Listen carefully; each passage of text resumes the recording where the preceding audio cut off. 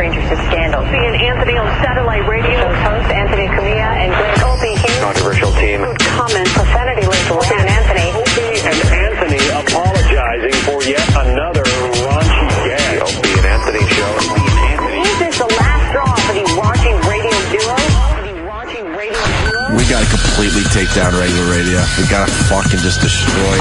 I want it like it was, where, you know, language was realistic and wrong. Destroy it. Sexual content is realistic, and just fucking people reacting with people is realistic. Sit the fuck back. I'm being a trumpeter. I got a catchy name. Shit radio. All right, we hit a low here. We have contact. Oh my God, Jimmy's face is all over her pussy. Whoa, look at how small my butthole is. That's funny. This is shit radio. And it fucking stinks. It stinks. But enough of this palaver. Let's get the show on the road. Good morning. Welcome to the Opie and Anthony Show. How's everybody this morning? I actually slept. Went to bed at midnight. I don't like when you're well slept. I don't either. I'm all happy to be here. All chipper? Yeah. Did I say chipper? That's all right. How about not chipper? Something tells How about me, no chipper? Something tells me he'll be making an appearance at one point. I would imagine. Anthony will not be attending the program today. Poor little baby's not feeling well. But we will... We are hoping for the worst, whatever it is. Hoping it hurts. But we will be doing a fine radio show today. I hear Mustard's coming in at 7 o'clock. Yes. And I'm stuck. He wrote me, he said, all right, motherfucker, when are we producing this album? And then he goes, and by the way, I'm sober. He's not drinking. Good. This whole Mustard thing has taken off. You know the story, right? Yes. Everyone knows the story. Mustard comes in for the homeless shopping spree that never happened, picks up a guitar, sings a version of Creep by Radiohead, and the damn video, the original video, is up to 630,000 views. Wow. And then there's like somebody took the audio and made another video and you know, tweaked with it to make it sound a little better. That version is doing very well. And then someone stole the version and put it on another video site, and that did another couple 100,000 views. We're talking probably close to 1 million views overall for this Mustard doing Radiohead's Creep. And then he did a bunch of other songs, and a few of those songs are over 100,000 views. It's unbelievable. Right. So I was kind enough to go, well, God, I'll produce an album. So now he's expecting it. You're so used to saying things to homeless people that they don't remember? Oh, of course not. Yeah, right. I'll buy you a hat made of gold. Right. And then he doesn't even remember. I see him in the street. He doesn't even remember that I met him. You're right. And this guy shows up. He's like, oh, no, I was sober when you said it. Let's get the producer. And you're like, yeah. I'm like, I don't know the first thing about making a record. Do you know Drew Boogie? Yeah, exactly. That's all. That's about what we could offer Mustard, Drew Boogie. So no offense to Drew Boogie, but that's all I know. Well, Drew is not I sure hope Mustard likes hip-hop. Yeah, do you mind having AIDS and fart sounds mixed into your song? Into your heartbreaking melodies? So he's sober. How long? He's sober for a month. We'll talk to him when he comes in. I mean, that's pretty good. It sounds like this really kicked him in the ass. Because there was something about Mustard to begin with. He's a talented guy, and he said he got really depressed because he lost a few people in his life and, started drinking heavily. And I don't know. I don't think he's one of those guys that really wants to be on the streets. Yeah. There are guys that want to be on the street. They don't want help. Look what we went through with Tippy Tom. That guy wanted to just live on the streets when it was all said and done. Tippy Tom gave up. You know, a lot of these guys just give up. They're like, this is it. This is as best I can do. This is kind of what I deserve. And it's amazing what you can get used to. Yeah. Yeah. It's amazing. Yeah. I think I'm really roughing it if a flight only has coach. What a pussy I am. What happened to me? We think we're roughing it, and then you see what's going on with this Haiti thing, and you realize, oh my God. You said we were coming in, you actually put the number, because they keep saying 500,000 dead, and I don't know why that number hasn't been resonating with me. And then you're like, it's like in New York, it's like 3,000 people is a horrible loss. And then you look at that, and I'm like, oh yeah, that's like over twice as much as the tsunami. 500,000 is just 500,000 people. That's a lot of people. That's the number they're throwing around in the papers today, that it could be up to 500,000 people dead from this earthquake in Haiti. It's just heartbreaking. I think for once I had a tough time watching the news. Usually I could get right in there, but some of the images just, oh my God. People trapped begging for their lives and please help me, I'm dying, and there's just not enough people to help. They just can't pull the rubble off? Hell fucking no. No. So. Do they have equipment there? Yeah, they're getting supplies in, and I guess a ship's going to arrive today with the Marines and stuff to help and do whatever they can. But this is just a complete disaster. Yeah, this show of epic proportions. Did the whole country get fucked up, or is it just Port-au-Prince? Well, that's like the main place, and that's like that's where they make most of their money, right? That's the only part of Haiti we all know.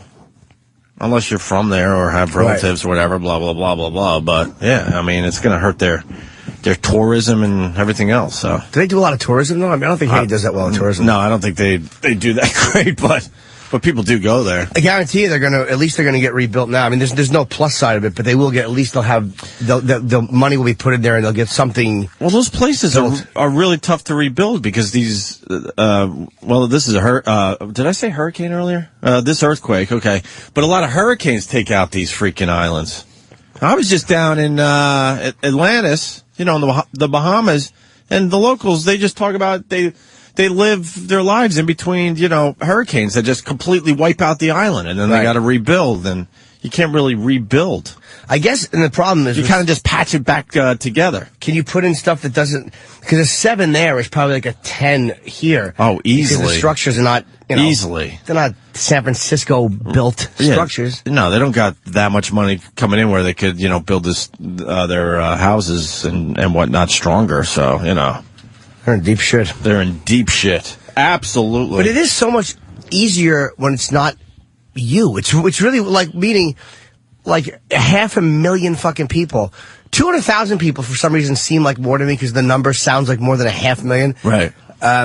But it's like if that happened in the U.S. Because half is a fraction. Maybe. Yeah. I don't know why. So psychologically, you're like, oh, it's a fraction. No, it's not. It's 500,000 people. It wasn't registering how many people that is. And it's right. If 5,000 people died here, it's a national tragedy. That's a lot of people. Well, you know what's weird? We talk about this on the show a lot. When you see death in a foreign place, it doesn't bother you as much. Right. We've all talked about that. But now with this like social network and everything, you don't really feel like it's that far away anymore. When you jump on Twitter and within one click you can see someone's pictures that happened minutes ago in Haiti, it's right in front of your face now. It's not that news footage that's a little grainy because they don't have the same equipment as us and all that. It's way realer. It's funny in this day and age. The big news here is what's going to happen with the late night wars. Yeah, it's amazing. Look at that. We're still all over the Conan Leno thing. I mean, if the news really did their jobs, they would probably do around-the-clock coverage, with this Haiti thing. I mean, locally and all the news channels, because this is unbelievable. This is going to be worse than Katrina and the rest of them. Yeah. How many people died in Katrina? I don't know. Do we have those numbers?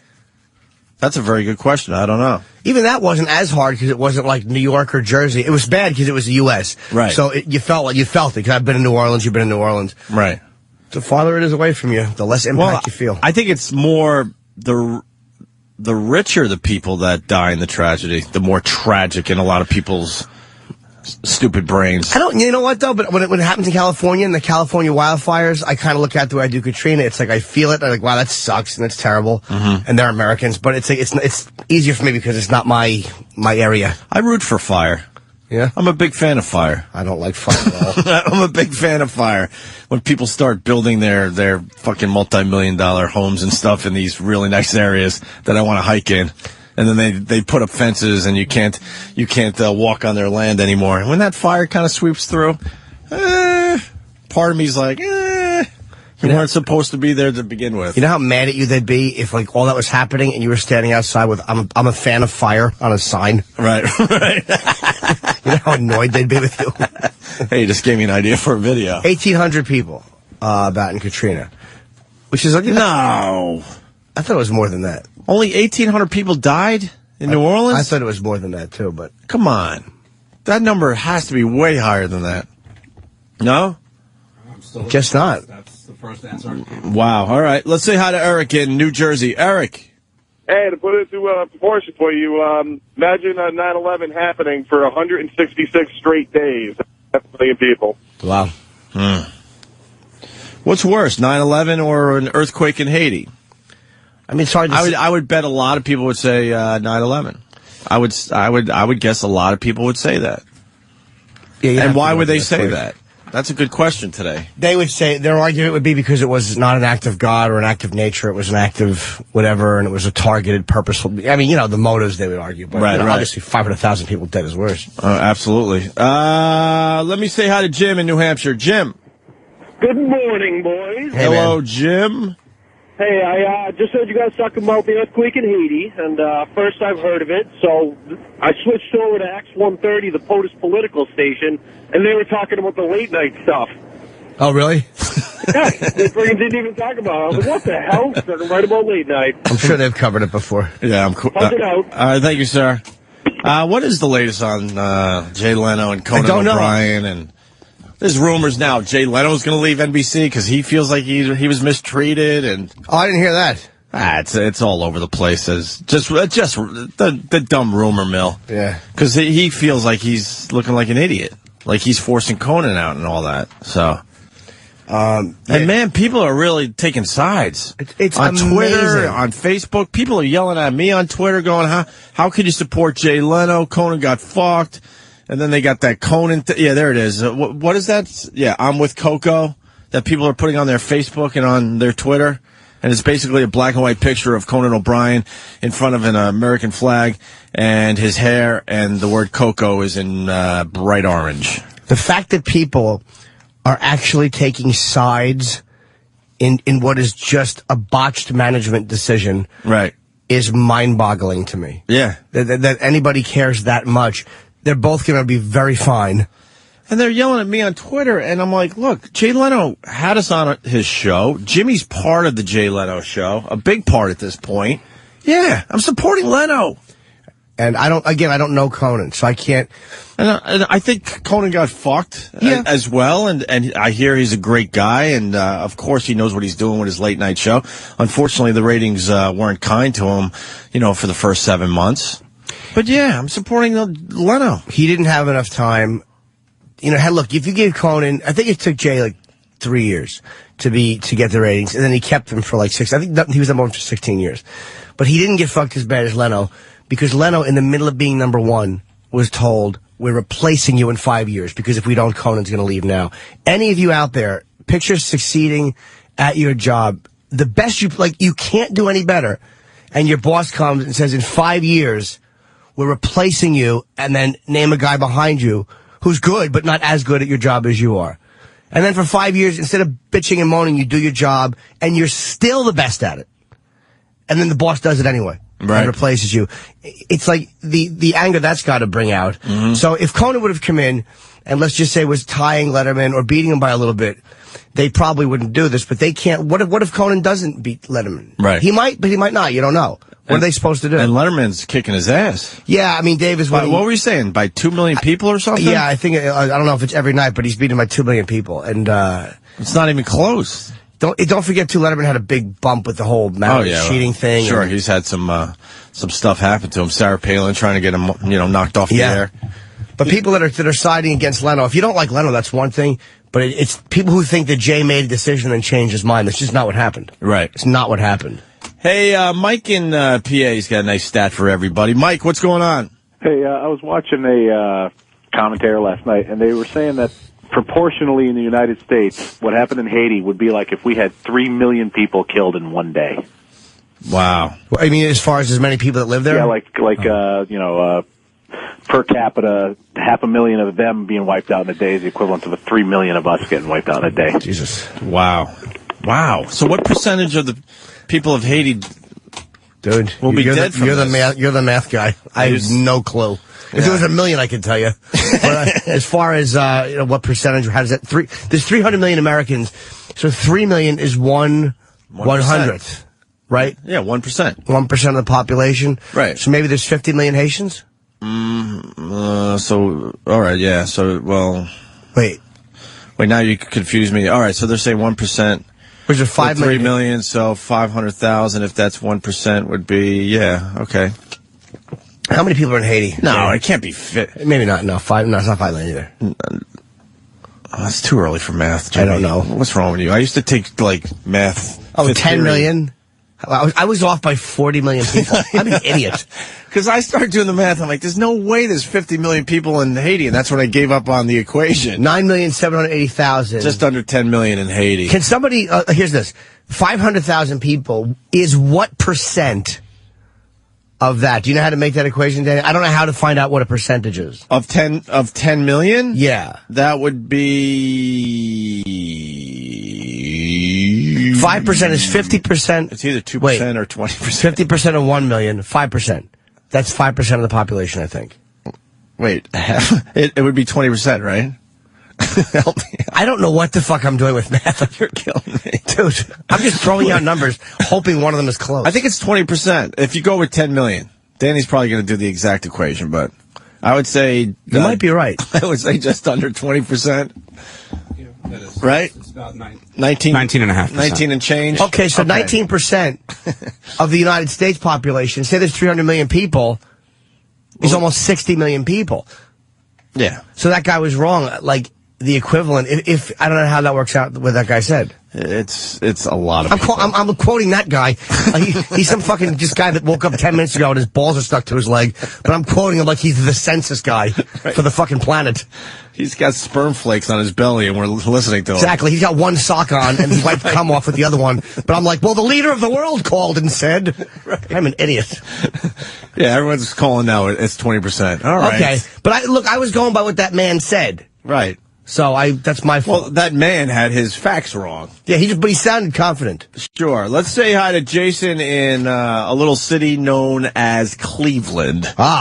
Cleveland. Well, what's up, Jason? Good morning, boys. I see we're talking about some unpleasant things, so I figured I'd bring up a pleasantry. I will be seeing little Amy on the 26th of February in this wonderful city. Yes, I miss Cleveland. Fuck, I gotta do a road trip with Jimmy. You should. Maybe I go to Cleveland. I'm a day late and $1 short, but I'm bringing back Cat Noise Wednesday on a Thursday. Meow. Oh, wow. Shit. Don't start that shit. Even I forgot that and hate it. Cleveland? Tickets go on sale? They've been on sale already. How they doing? Very well. So we don't have to plug it, thank God. Nah, February 26th. One show? I may do two, I don't know. I may do one. You might back in another show, right? Yeah, because there's not a whole lot of time. Well? Yeah. There's not a whole lot of time. Usually like a little bit more time. Cleveland in February. Horrendous. I know. We've done that a few times, haven't we, over the years? I'll have to leave a week early to make sure I don't get... The fucking Cleveland airport, when I was coming from wherever, we were Dallas. We were coming from Dallas, and they said Cleveland was totally shut down because the power's out at the airport. Yeah. So anybody going... This was like 8 in the morning. Anybody going to Cleveland, they can't take flights till 6 at night. Just why would you live there? What? There's great big meaty vaginas in Cleveland. I really do love a Cleveland vagina more than I love most things. Why are they so meaty? I don't know. Just to keep them warm in the winter? You know what? It might be that. They put their hands in in case their car breaks down. That's why women have big pussies in Cleveland. Right. They put their hands in. Mitten holders. Pussy holders. That is the best fucking, that is really a very sexy city. I love Cleveland girls. For real. Love them. Yeah, well, because they're trying to fuck their way out of that city, so... Yeah, they really are. They're just trying to fuck their way out. Where are you from, Cleveland? There's something to be said about girls that want to fuck their way out of a certain town or city. Yeah, I like that. I respect that. You respect that, Jimmy? Yeah, I certainly do. Then you have the small talk. No, really. We'll keep in touch. Bring you to the Big Apple. Yeah, maybe you visit New York. Let me go to Bob in Connecticut. Bob. Hey, Bob. Opie. What's up? You guys can make all the dick jokes you want, but listening to you and Jimmy do math is fucking hilarious to me. Dude, I can't believe how bad I am at it. Like, it's not... That's why I'll never be a great chess player. I'll always be average at best. Because to be a great chess player, that side of your brain has to function a certain way, and I just can't do it. Well, what's even sadder, like Jimmy at least admits he's bad at math. That was my whole thing growing up. I really was a math whiz. I was one of those kids, like in 5th, 6th grade. I was taking high school math. I was that dork, and I can't even do an easy fucking percentage equation. If people but it's knew, early in the morning. If people knew how many times Opie said he's a math whiz, but then whenever there's tough math to do, like Opie will do math whiz stuff really fast. Like 50, what percent of that is 100? Opie go, touch 50% of 100. I mean, yeah. Math whiz. Yeah. What percent is this?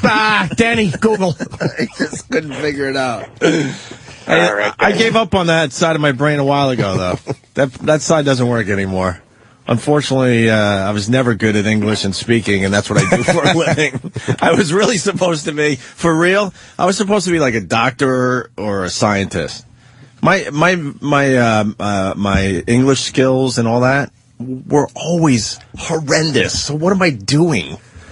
What am I doing? I should be like the perfect mind, just writing equations on a wall somewhere. I just want to pretend that you didn't just say that you should have been a doctor or a scientist. I swear to God, dude, that's the sad part. I was a really good student. I know it doesn't show here on a daily basis, but somewhere along the line, I was like that. I was just bored.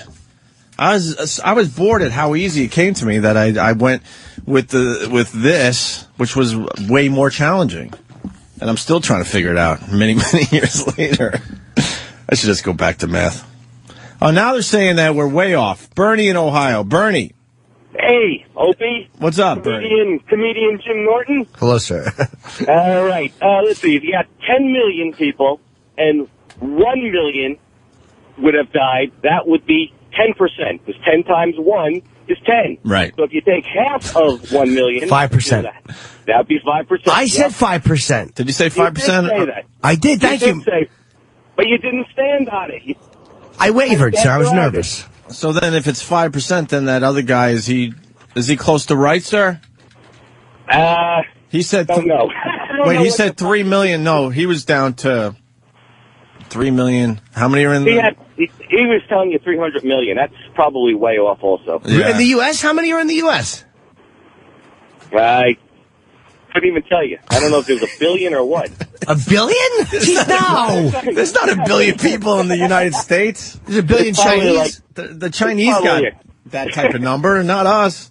I don't even know what we got, but I know that 5% of 10 million, I know, is 500,000. All right. Well, it's always right. That's about the extent of my math knowledge. Why are we all doing schoolwork? It's just too early for that this. guy. When that guy called up and he said that this percent dying would be like 3 million dying here. Right.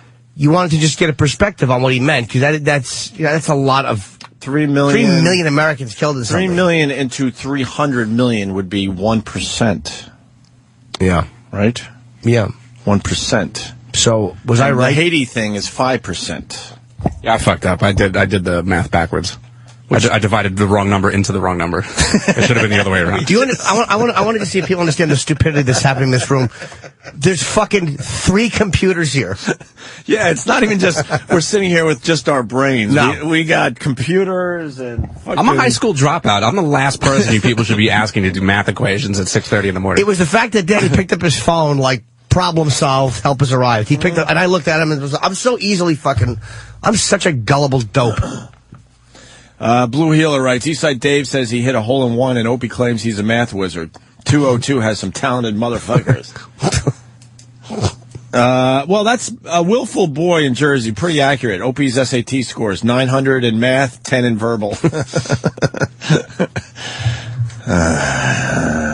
Let's go to Richard in Pennsylvania. Richard. Hey, guys. Hey, guys.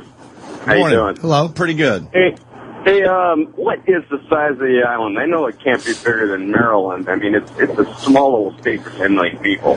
And isn't it attached to the Dominican Republic? That's what I see. Is it attached to anything, or is it just an island? I think it's attached. I think half of it is the Dominican Republic, which a lot of people like to go to on vacation and avoid Haiti. Where's my fucking creepy manager when we need him? Jonathan Branstein right now would be the fucking guy to talk to, because he's been there, I think. Yes, sir. Hey, real quick, last night I was flipping through some videos, and I seen a video of you laughing your ass off when Steve the Whistler was in the room there. Yes. That video had me crying. Dude, you were turning your head, laughing your ass off when Steve was whistling in the corner there. That was when Ope kept fucking up the music, and he kept stopping the cue. And me and Ant were both so uncomfortable. Anthony was the old NEW monitor. Ant could hide behind the monitors. It went like around it was almost like a little corner, and Anthony was kind of hiding behind the monitors. And I couldn't look at Steve, and Ope was just sitting there, and he kept stopping the tape. It was so uncomfortable. Yeah, because he needed his CD to whistle along to, and I just would start the CD. He would get into it, and just when he was really, starting to whistle nice, I would stop the CD on him. Over and over and over again, and the guy would just keep hanging in there, and Jimmy and Anthony gave up on the whole thing. They were so mortified. It was classic. That's all I got. Thanks, guys. Oh, thank you, sir. It's one of my favorite bits of all time, that's Steve the Whistler. More math problems? We got them coming in, Jimmy. Oh, no.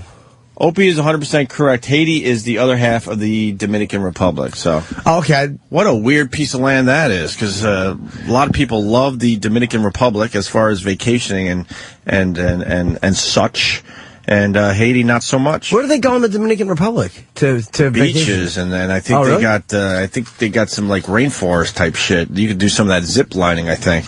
And I also hear like monkeys will just walk right into your hotel room or whatever, or your cabana, wherever the hell you're staying. There's like monkeys everywhere. How do I not know any of this shit? Because you don't go on vacation. I study this shit and then decide like every spring where I'm going. I wonder if Branstein's in New York. I really would love to ask him about Haiti. He would know everything that we're trying to figure out. He knows weird shit though. Like he would know who the assistant mayor was during the coup. Just shit that you're never gonna ask or never need to know. Just ridiculous stuff. Things that will get you out of a fucking kidnapping or beheading. Like people love Jonathan because he knows something about them. People like when you know about them. Sure. And like parking attendant guys. And all those guys that will let you through the gate, they're all like from these weird little African countries. And, Jonathan will talk to those guys. So he must have a lot of fun just getting in a cab in New York. Because those guys have a story to tell if you ever start talking to them. They're blown away by what he knows about them. He's like, he'll say, where are you from? And they'll tell him, again, it's an African country that you may have heard of, but he knows who the fucking mayor is. He knows the capital. He knows the native language. He knows everything. It's really fucking enraging. Right. And M. Zeno, thank you, from Philly. Yes, Punta Cana. I think that's how you say it, is a hell of a place to go in the Dominican Republic. Oh, man. Yeah, it's supposed to be real nice. As far as Haiti goes, what is this Robertson saying about it? He's saying they're cursed? Pat Robertson, no, what he was saying was, and do we have audio of that? Because they played it on Red Eye last night. Why would we have that audio? Yeah, that's a big one. That is a big one, because he's basically saying they deserve what they got or something. He wasn't saying it that harshly. He was saying, there's a legend that there was some voodoo performed when they were under the heel of the French, as he put it, and they were, and they won 12 years later. They fought the French and they freed themselves from the French. But he was saying that the legend has it. I guess it's a Haitian legend or something, that there was voodoo involved with it. So he's saying that way back then they made a deal with the devil, and basically this is what happens. But he wasn't being malicious. I'll say that. I'm not even defending what he said. It was ridiculous. He's just... How about he just shuts his fucking mouth? You know who put it into perspective? The girl who was on Red Eye last night, Essie Cupp. Right. She's like conservative. She's hot and she's smart. But she said, look, he's a scriptural literalist. Right. And that's what they do. Like, that's what they think. Everything that happens has biblical, How about we get all the bodies out of the rubble, and then you can say whatever the hell you want, Mr. I agree. Robertson. He'll donate a lot of money, though. His timing is shitty. Yes, it is. You want to hear what he had to say? Yeah, absolutely. All right, because I honestly have not heard this, so maybe I should shut up until I hear it as well. Go ahead, Danny. And Christy, something happened a long time ago in Haiti, and people may not want to talk about it. They were under the heel of the French. Napoleon III and whatever. And they got together and swore a pact to the devil. They said, we will serve you if you'll get us free from the French. It's a true story. And so the devil said, okay, it's a deal. And they kicked the French out. The Haitians revolted and got themselves free. But ever since, they have been cursed by one thing after the other, desperately poor. That island of Hispaniola is one island. It's cut down the middle. On the one side is Haiti, on the other side is the Dominican Republic. Yeah. Dominican Republic is prosperous, healthy, full of resorts, etc. Haiti is in desperate poverty. Same islands. They need to have, and we need to pray for them, a great turning to God. And out of this tragedy, I'm optimistic something good may come. But right now, we're helping the suffering people, and the suffering is unimaginable. Absolutely, Pat. He is getting money. And Gutfeld, again, is such a smart guy. He raises a good point. Even though he says dumb shit, he raises a lot of money.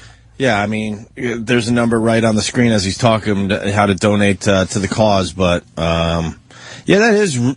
Well, how do you get rid of that devil thing? That's what he should be talking about if he believes in that whole devil thing, this Pat Robertson. They have to turn... But to answer his question, how is the Dominican Republic prosperous? That is a strange thing. Could be the government. Absolutely. It's like, look at North America, South America, it's the same piece of land. But I would have... If you take Mexico City or parts of Mexico... And you know, Texas and the U.S., big difference. But this is a small island, Jimmy, too. Yeah. I would love to know the size of that, but now we have to go into another classroom. Yeah, we're not doing well in math this morning. I don't know if we want to go into... Which one would that be? Social studies? No, I don't even know. Western Civ? No, Western Civ? I have no fucking idea. Who knows? World politics. But you see what he said wasn't... It's like, when S.C. Cupp said scriptural literalist, I'm like, yeah...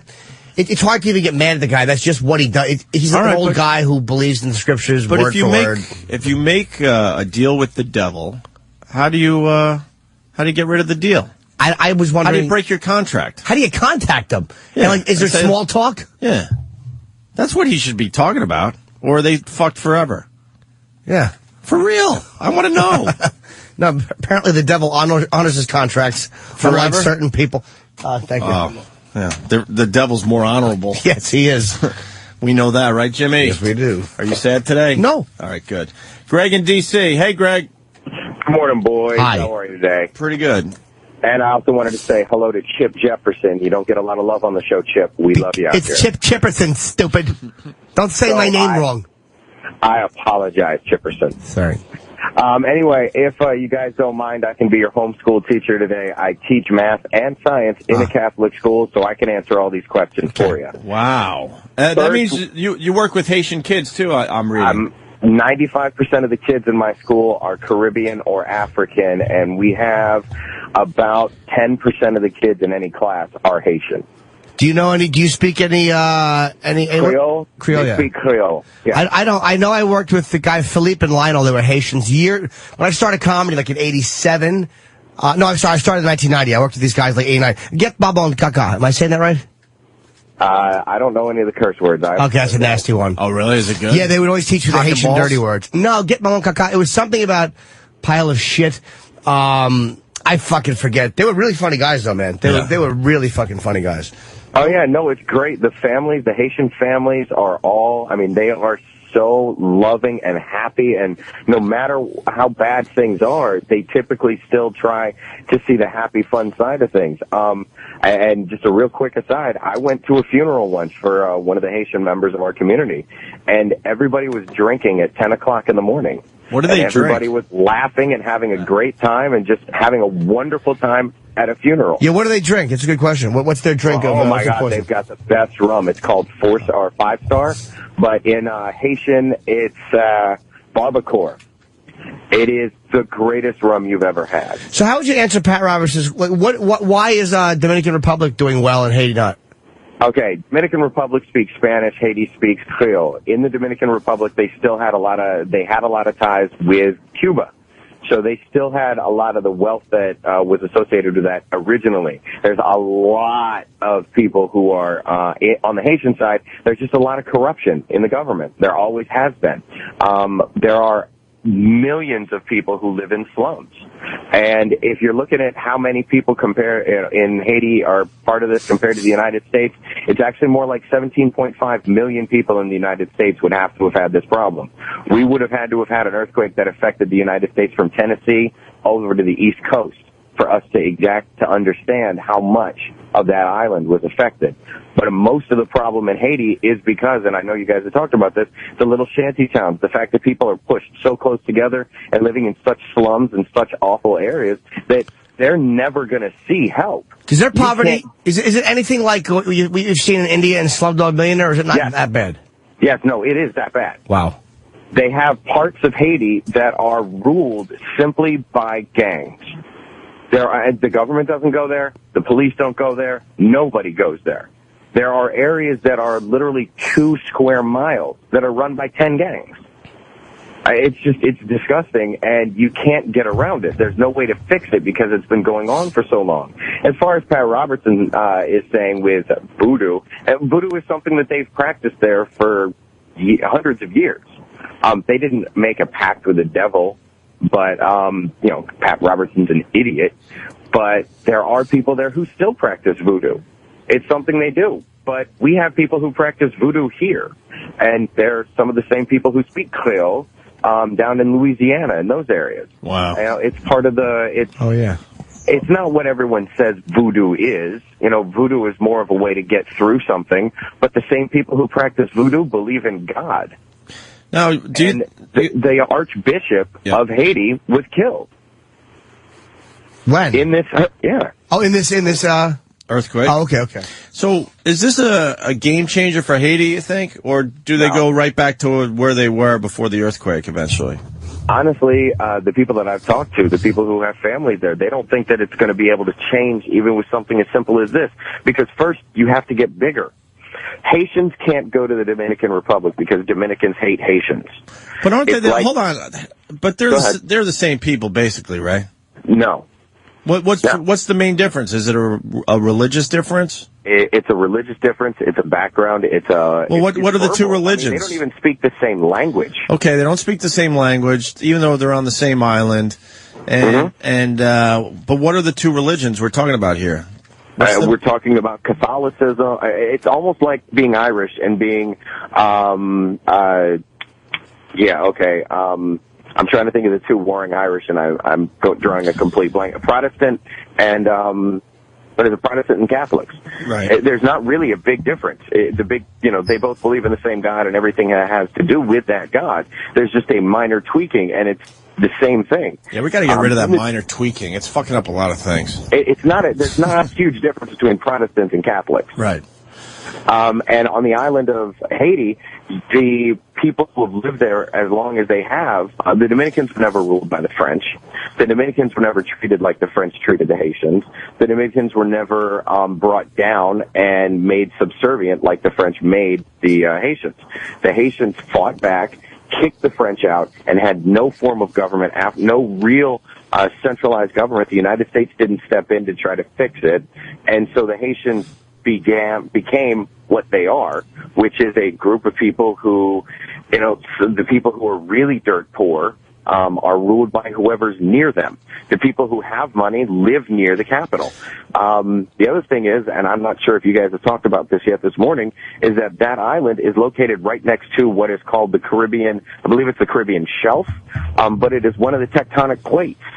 So that island should have been decimated by, earthquakes several times over. And if Danny can pull it up, you can pull up a map of the tectonic plates, maybe even just in the Caribbean. You will see that island is right next to that plate. And so the fact that this was a 7.1 is not that impressive when you look at the fact that it is on a plate. And those plates, when they shift, this will happen.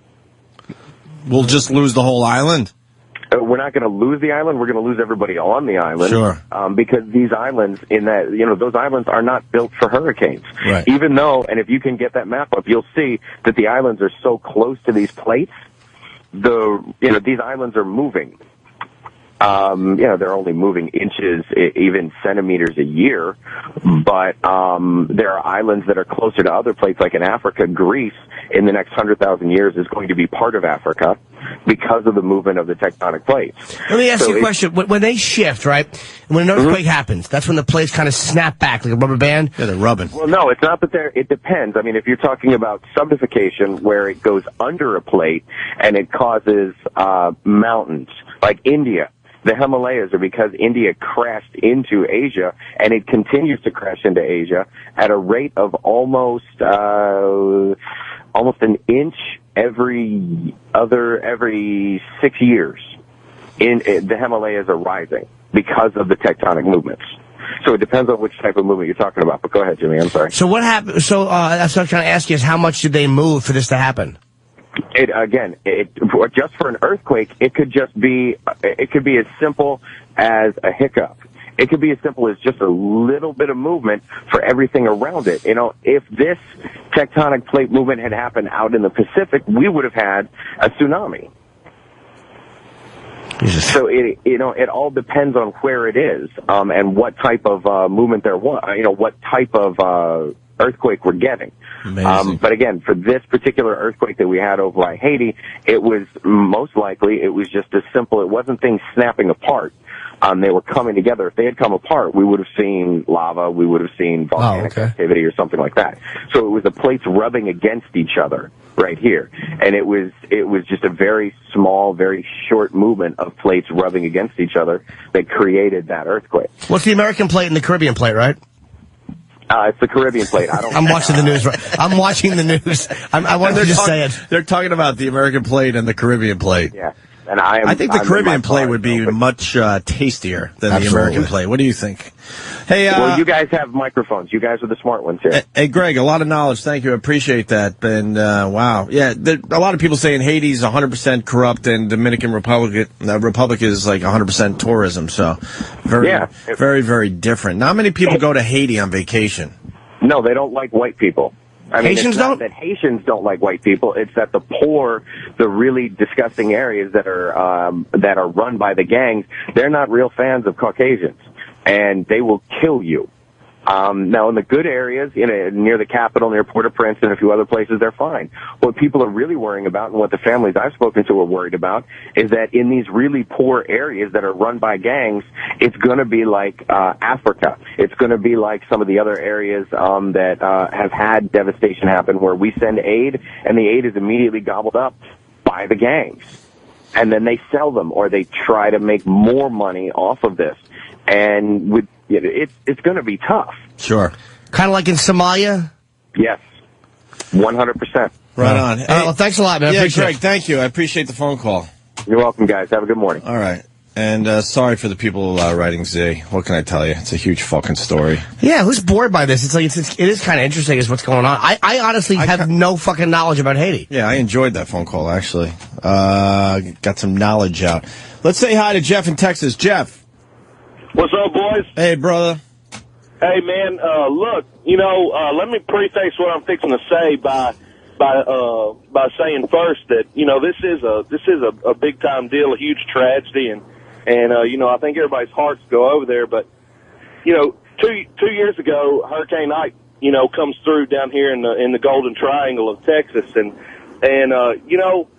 it pisses me off a little bit, and maybe I'm looking at it wrong. It pisses me off a little bit. Watching TV last night, you see several people come across the TV, call this number to donate this money, call this number, donate $10, anything helps. Where were these fucking people at when goddamn Americans needed help? How many people were killed in Hurricane Ike? I don't know. I don't know the exact death toll, but in the town that I live in, Jimmy, all but 17 houses were flooded out. You have people displaced that are still displaced to this day. Yeah, well, it's a bigger thing. I mean, we got a lot of problems in this country, but you see something like this happen down in Haiti, and next thing you know, everyone's opening up their wallets and donating all over the place. Yeah, but is it just me, or does that seem to be a reoccurring theme these days that Americans are willing to help, people all over the globe before we help ourselves? And I just think that's a little fucked up. Well, I don't really think we help ourselves that well. That's for sure. Right. Well, don't forget, dude, Katrina. Look what Katrina. Donate money to your local soup kitchen. Help feed the homeless and hungry. There was 92, Jeff, 103 direct people killed. 92 indirectly, 26 missing. So that's like, and again, I'm not minimizing it and saying that who cares, but it's like you talk about like 225 people, which again, all right, that sucks, but it's not on the level of awareness of 500,000. Right, that's why I made it a bigger issue, that there's so many problems in America that we just kind of... Right, no, I know. I'm just talking about, Americans helping Americans. I think there's also the supposition that Americans are going to be helped. I'm not saying it's always right. Do Americans help Americans? That's a very good question. I think so, yeah. Besides the whole tax thing? A lot of people... Our tax dollars are helping. A lot of people weren't aware of some of the devastation in the smaller towns, in Texas, because we weren't like New Orleans. We didn't sit back and say, well, what's the government going to do?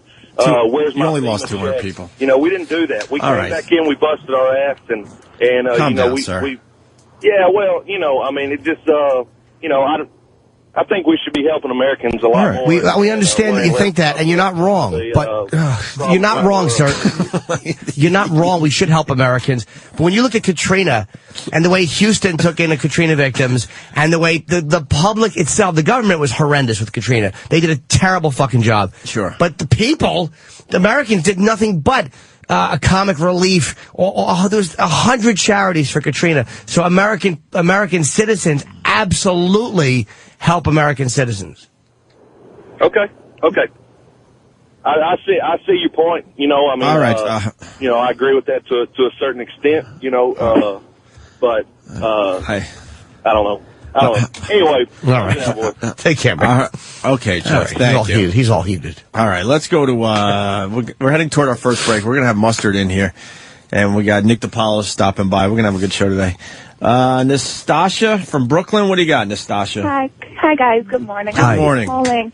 Not the caller that just hung up, but the previous caller, the teacher.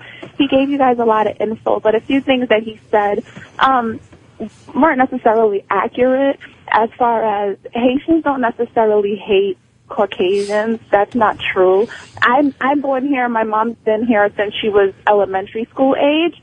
However, there is the problem with the Dominican Republic and Haiti is a system with the elite. And there's like the dark skin versus the fair skinned people in Haiti. And that's kind of where the animosity starts between the two portions of the island.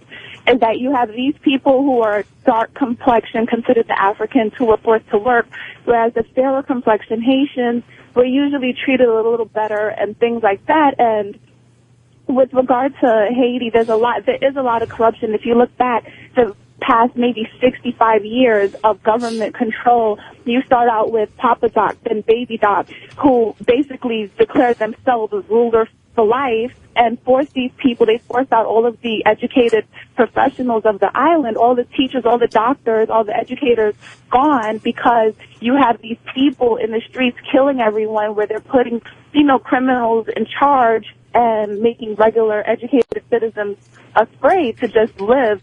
And that's kind of where the island started to go downhill, because once the basic stability of the island is gone, what else is there? And that's where we end up now, is you have an island now where there are no more educated people, where there are no more teachers, where there are no more people who basically care about the growth of the island and more about themselves and making a profit for themselves. My head hurts. hurts. That's kind of what happened. All this thinking. Your head hurts. Imagine us. I mean, all this historical. Ma'am, slow down. I mean, from all this historical knowledge, I don't know any of this stuff. Please tell us that Jimmy and I will not be quizzed on this. We don't want to be quizzed on this. Do you remember anything that has been said, Jimmy? No. You want a pop quiz? No, I take like bullet points of there's too much knowledge. Yeah. Yeah, it's a lot. And the thing is, also with Pat Robertson. Look, let's be honest. 3 months from now, we're not even going to care about Haiti. Yeah. And that's the thing. All right, and then you guys got to go on caring about it. That's a little taste of reality for you. We're getting a little Haitian knowledge and a little Dominican Republican knowledge today, but come on. We got our own problems. A lot of people fail to realize that right now it's all heartbreaking, but maybe next week something's going to happen. The president's going to go to a press conference and no one's going to care. You guys better hope that everyone donates within the next 2 or 3 days, because the next big event, CNN, is gone. They're gone and on to the next one. So hopefully you guys will, get a lot of money in the next few days. And it's not just the Americans, though. It's actual other Haitians, the Haitian diaspora that's in America. They're going to forget, too. And, it's just sad because these people are dying and, like you said, it's only until maybe Saturday. And after Saturday, God be with them. All right. Thank you very much. All right, thank you. Let's say hi to Mike in the Bronx. Mikey. Hey, what's going on, guys? Are you pushing for the Jets? I just wanted to say... Or talk about whatever you want to. Go ahead, Mike. I was looking at all those pictures from Haiti, and I just couldn't tell if it was before or after the earthquake. What's that? We heard you. Punch it out, guys. That old gag. I don't know. I was just trying to have a little conversation, working a little football thing there. Oh, boy, he was all geared up to get his joke out. He was not going to be diverted. He wanted nothing to do with me. He wanted to get his line out. You want to take our first break, Jimmy? Yeah, I'm starving, man. I'm kind of hungry, too. I'm fucking... you know what? Matt in Toronto. Matt, go ahead. Hey, guys. We're going to end with you. Please redeem all Americans for me. The guy from Texas, is he seriously comparing, like, a couple houses that have, wet couches in the basement to 500 million people dying? 500,000. 500,000. No, I don't think he was comparing that, dude. He was saying that the way Americans are focusing on stuff, he probably feels like his town was totally ignored by the news. I mean, no, he wasn't saying anything stupid. Yeah, in his world, it means everything. You know what I'm saying? But as soon as we started doing the research on what happened down there in Texas and realized 200 people died, it's like, all right, buddy, maybe we could 200 people. Maybe we could talk about that in March when this Haitian thing is under control. But right now, we're looking at 500,000 people in Haiti dead. Yeah. And Jimmy, I was really excited to hear about your Canadian tour that you were announcing shortly, right? Yes, I am actually. Why won't you should do that? I know. You could do What are you waiting for, Jimmy? We're waiting for you. It's hard for me to get away from that kind of time because between this show and Leno, it's hard for me to just leave. Can't you do let's do a Toronto, Montreal, and is there somewhere in between that Jimmy could do? That's about all of the good in Canada right there. That's about it. I want to fucking do a co-headline gig with Carla Homolka. You'll find her in Montreal. She's hiding out somewhere. Oh, is she in Montreal? Who is she? Oh my God, the fucking best half of this. Yeah, well, no, I wouldn't even say serial killer. They killed 2 people, but that's that one. Yeah, I know that one. Dirty couple they were. Absolutely, she was a naughty girl, Carla. Sexy though. All right, thank you, Matt. She was sexy. Cheers, boys. Happy birthday. Peace. Yeah, right on. Okay, we start there. We're gonna take a break. Mustard is gonna come in today. Our little homeless friend who I'm stuck producing his album now, I guess, even though I don't know the first thing about that. Can I just write a check and go, here, make your album? Yep. Really? Well, I'd give the check to someone else. Is Mustard here? Why is Kenny in? I don't know. No, you don't have to write a check. There's a guy in Brooklyn with a recording studio that's willing to donate studio time and musicians. Oh, okay. Maybe we can get him on the phone today or something. Oh, let's see what Mustard wants to do. I don't know I think Mustard works as just like a guitar, him and a guitar. But what do I know? You know a lot, GH. Don't sell yourself short. Yeah? What do I know? No, you know a lot. You haven't lasted this long in the business for not knowing anything. All right. I like that. All right. Is he here? No.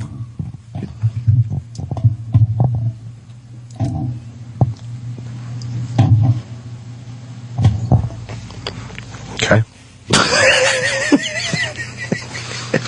just hit that break.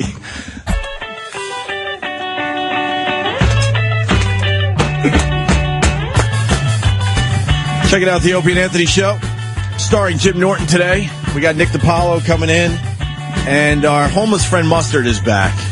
I fucking love this story. I don't know why, but I really do. What do you got in front of you, Jimmy? It looks like I'm just reading about Michael C. Hall, the star of Dexter, being treated for Hodgkin's lymphoma cancer. So I know very little about it, so of course I'm looking up symptoms, convinced that's what I have. Don't go on WebMD, ever.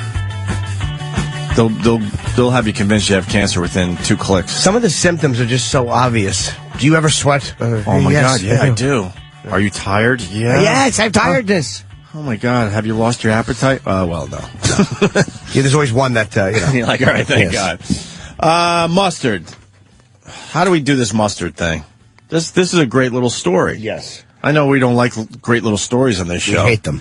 Because we're not in touch with our emotions, but this Mustard guy has lived a life, and he's a very talented guy, and he ended up on the streets, living in Washington Square Park, and Keith the Cop found him for the homeless shopping spree. He comes in, and he's just a fucking drunkard mess, and we're not thinking much of him, to be honest with you.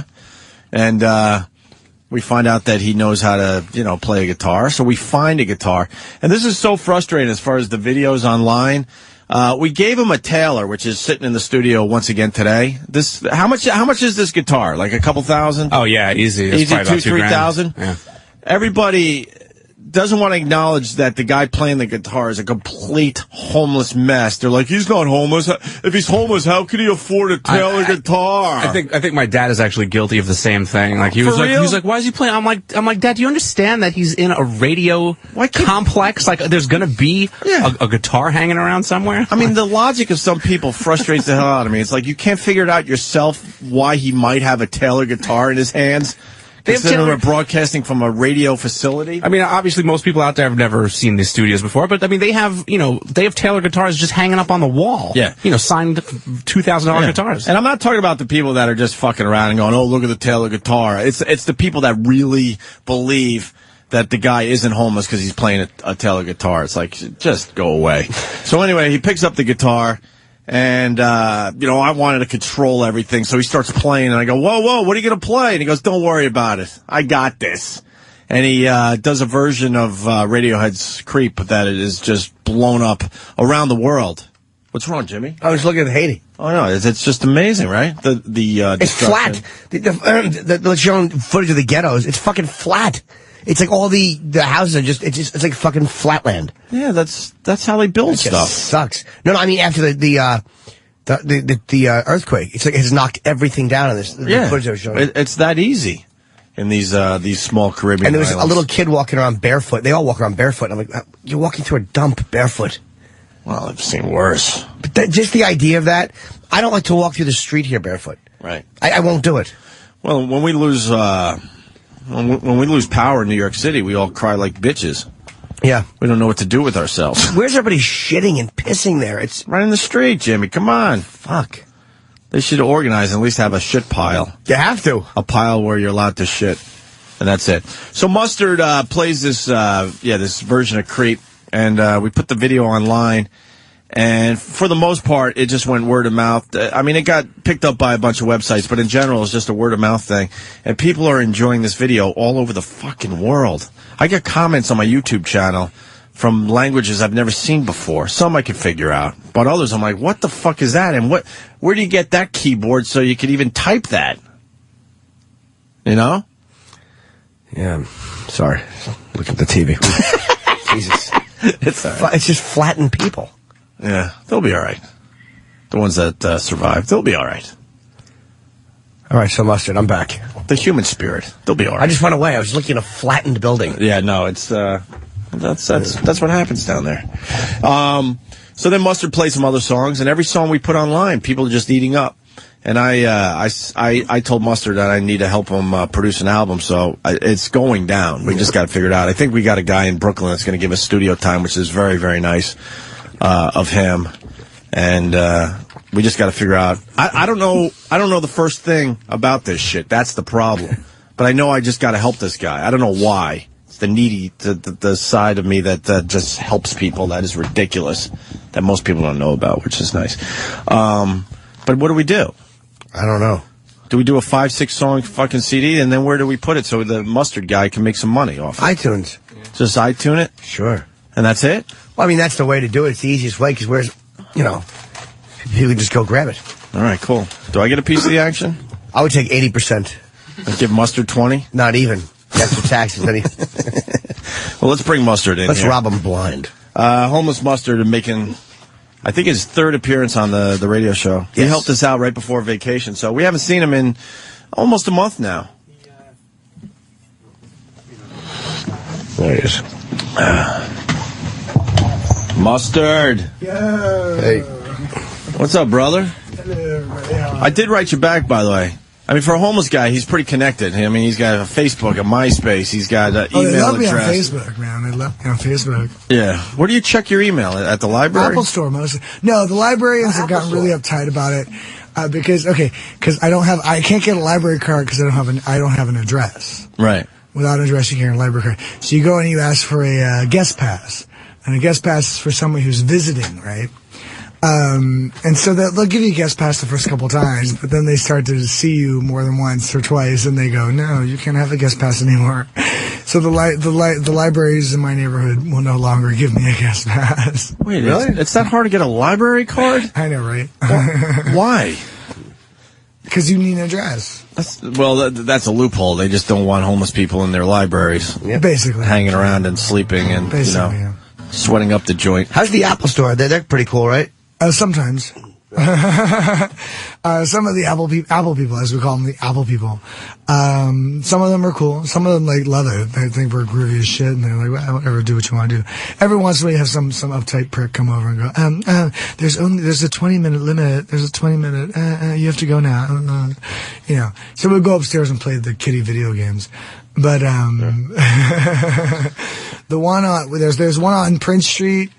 And there's one on 10th Avenue. And the one on 10th Avenue, they're much more chill there than the one on Prince Street. Right. 10th Avenue? 10th Avenue and 14th. Yeah, but in Meatpacking. Oh, sure. Yeah. Oh, yeah. It's 9th Avenue, right? No? Yeah, 9th Avenue in the corner. Okay, and then how about the one on 5th Avenue, the 24-hour one? What? He's downtown, man. Oh, okay. That's uptown shit. You mean the one that's way uptown by Central Park? Yeah. No, we don't go that. We don't go that far uptown. Yeah, you're not into it, right? Hey, so I've been there, but so the last time we had you in was for that homeless thing we were doing, which was just crazy. So we couldn't really talk to you. I mean, tell us what's going on as far as the videos and stuff. What has gotten back to you? I mean, you got to be amazed by. I am by the love out there. amazed. Oh, the response has been amazing. It's I'm every day I go to we go back and forth between the two the one on Prince Street and the one on 14th Street. We go back and forth between these Apple stores, and I'm chatting with people all day long from all over the world. It's tripping me out. From Istanbul, from Madrid, Australia, Russia, I think. Some of those Russian fucking places. I don't know. Is it a country still? Perhaps. Isn't it all broken up? I don't know. People all over the world. They're very Poland. Oh, they love me in Poland. That's Apparently right. They love me in Poland. What's your Facebook name? Daniel Mustard. Daniel Mustard. Okay. That's my name. Yeah. You got. Where's Anthony? He's sick today. Anthony's ill. Yeah. Anthony's ill. Yes. That's unfortunate. So he was gagged with a giant penis. Well, sometimes it happens, right? Yes. Sometimes that happens. Anthony calls in a lot with ripped anal tissue. Should have quit at one. All right. Well, he just stared at you. I'm just saying, it happens. Hey, and I'm getting. I know. Chip. Hey, Mustard, I'm getting email from all over the world too, and people want to book you in other countries. Yeah, I've had. I don't know what that's about. I don't know if they want to get you into the slave There's some trade radio or something. station in Paris that wants to fly me out there and interview me and all this whole nine. Now the big question: you wrote me the other day and said that you're sober. I was sober. I was sober for about 9 days. Last night. I had a drink, and this morning I've been drinking too. I don't know what to say. Like there's this idea that sobriety. What is sobriety? It's interesting to me. As far as the communication I've gotten on the internet, more than anything else, people have been talking to me about alcoholism. More than anything else, more than music, more than all the rest of this, is people have been talking about what it means to be an alcoholic. Yes, I'm an alcoholic. Hello, hi. Not very anonymous, but I am an alcoholic. In AA, the concept is never, never, never, never, never, never. And I feel like the more you tell somebody that you can never have something, the more you want it. So I feel like, I don't know, I need to learn moderation. That's a Buddhist concept. All things in moderation. I would say one thing, not AA or any other program name related. Let's just say the concept of never. I quit drinking many years ago, but I was never, for me, the concept of never wasn't good. It was just a day. That's what a day at a time means. One day at a time. I would just not do it today. Yeah, I don't look at anything forever. I can't not do anything forever. Just today, that's it. One day I can handle. And forever, I do that. Okay, today, all right, no. Today, all right, no. Today, all right, no. But last night, or this morning, it was really this morning, I was like, all right, whatever. I don't know. I didn't want to be honest, I didn't want to come here sober. Well, you get the shakes and all that crap real bad too if you're not drinking. No, I'm over. I think I'm over that because I don't drink as often as I used to. But well, where do you want to be down the road? I mean, because obviously you know what you're doing with that fucking guitar. So don't you want some kind of career with that or? Yeah, of course. Yeah, of course. Yeah. Is the alcohol getting in your way? What's getting in your way? Or you could hit me over the head with a guitar. I don't know what's getting my way. I mean, you told your story a little bit to us, how you had some tragedies in your life that kind of sent you down this road, right? Yeah. Yeah. Yeah. And the alcohol really is a symptom of the situation, not the cause. Mm-hmm. We go to AA and because the alcohol killed you. I was like, you know what? I was sober when all this shit went down. It wasn't until I was on the streets that I was drinking like this. And people they don't want to hear that though. People don't want to hear that. They want to think that the alcohol is the reason, and really it's a symptom of, the situation. Right. It's really hard to live on the streets sober. Right. It really is. Right. Really is. Well, we were talking on the way over here, and he, like you were saying, you came here for gigs, like you did stuff when you. Oh no, I got booked some gigs. The reason even the covers I do know, like The Boys Don't Cry and all that, and Oasis, and the reason I even know those songs is because when I first got here, I was immediately I booked a bunch of gigs. Right when I first got here, I played a bunch of places, including a show with Lady Gaga. Stephanie, hello, hi. The great Lady Gaga. You know her personally? Yes, I do, actually.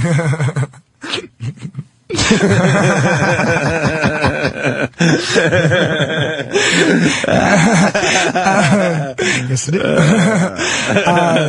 Hey, what's going on in her pants, you think? I've seen a pussy. She got a pussy. I don't know what y'all talking about. I've seen it. It's a bar called The Dark Room. It's on Ludlow, Lower East Side. She's sitting in this. She pulled her shit down. She hopped up on the sink. She's pissing in the sink. Me and my friend Jeremy, he's a drummer. Does she have a big vagina? What does that mean exactly? Like a large clit? Meaty. I don't know. I didn't actually investigate her clit. Not. The point is, she got a pussy. All right, she ain't got no dick. I don't know what y'all talking about. I've seen it. I love it. I've seen it. So, when you first moved to New York, what was the buzz on your music? Was there any buzz? Yeah, I guess. Yeah, probably. Did you get close to being signed? Yeah. Well, no, I don't know. People, people talk. I got a lot of that. Oh, we can do this. I can do this. Because you can make some money off this CD that we're gonna make for you. I hope so. And then what are you gonna do with the money? Find myself a home. Do you want to be off the street? Yeah. Yeah. Cool. Yeah, I do. Frequently asked questions. Yes. Am I really homeless? Yes, I'm really homeless. Is my name really Mustard? Yes, my name is really Mustard. Was I really born on Christmas? Yes, I was really born on Christmas. That Taylor, is this the same guitar? Yes, it is. No, this is not Evanescence. No, neither of these guitars are mine. I do not have a guitar. See, you're being asked the same exact shit I am. Over and over and over again. You can't figure out that he might have gotten the guitar from Sirius XM that has over, 200-300 fucking channels, and his musicians coming in all the time to play. What, a homeless guy with a Taylor? I'm like, it's not mine. Every radio station in America has some kind of guitar laying around in case the artist that comes in for the interview feels like playing the guitar. But whatever. So, all right. Any other questions, Jimmy? No, I mean, I just think that getting sober is the only way you're going to get out of this mess. Yeah. There's no other way. And I'm working on it. Today is my break. Today I'm a little tipsy today, but, I just want to laugh along with Mustard today. I got some good sober days. Sober days are interesting because you see things differently than you do when you're drunk. But sometimes you don't want to see those things. So you want to get a little toasted. Yeah. How are you going to deal with what's going on in the head? Say what? The mental stuff. What about it? Well, how are you going to deal with that? I don't know yet. How do they deal with it? They give you drugs. Yeah. I'd rather get drunk than take their drugs, to be honest. Mm-hmm. What about therapy and all that crap? I would love some therapy. Thank you very much. Can I have some? I don't know if I can pay for therapy, too. Some good fucking like this old-fashioned fucking... So what do you want to do today for us, Mustard? You probably have some kind of plan. We didn't even know you were coming in until yesterday, so... you got another cover or something you want to play? Okay, yeah, I do have a cover, but where's... Oh, I lost my paper. I think I left it outside. It's over there. I have a cover to do, which is fun, and I have an original. A couple of originals I wanted to do. It's hard because, because I don't have a guitar, so I can't, like, practice or rehearse, or, you know what I mean? Yeah, that's the other thing people are saying. They're like, you're trying to tell me that the guy hasn't played, and all of a sudden he just picks up this guitar and gets that version of Creep out there. And I'm like, yeah, that's exactly how it went down. Thank you, yes. That's exactly how it went down, yeah. I don't have a guitar, so it's hard for me to, like, I can't practice, but I think... Well, and you know what? We learned, Mustard, hold on before you start. We've learned from the past. We've had homeless guys come in that, we've bought guitars for homeless people before, and we've learned that they last maybe 2 days out there on the streets. No, it's hard. It's hard to keep a guitar on the streets. Yeah, because either the homeless guy is having an episode and smashes it, or it's just being stolen, so another homeless guy could buy booze. Yeah. No, when I That's bought the only reason we have an offer to buy you a guitar, because we just know it's not going to last out there. When I got my first guitar was a classical guitar that my sister's boyfriend left in a closet in my mother's house and whatever. But when I got like my first guitar, it was Takamine, $1,000. Spent $1,000 on this fucker. I thought it would be the only guitar I'd ever have in my life. I thought that would be it. You know what I mean? I thought I would have this guitar till the rest of my life. I've been through 50 fucking guitars since then, and that's only like 3 years ago. No kidding. Not even that long ago. I've run through so many guitars. I have beat guitars over people's heads. I have been beaten over the head by guitars. I have seen guitars go in many All right, well, why don't you ways. play something for us today? All right. Here's Mustard, everyone. This is all right. This is mine. This is everything.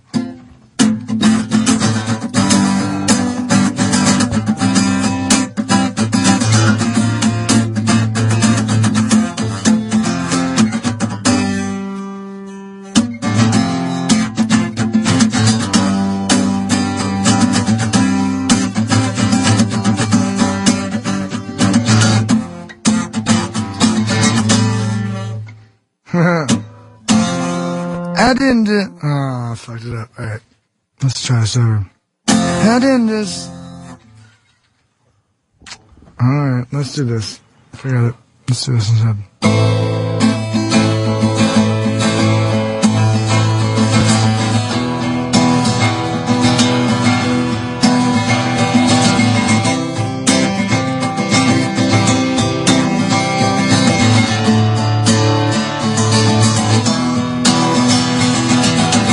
So baby, how was I supposed to know?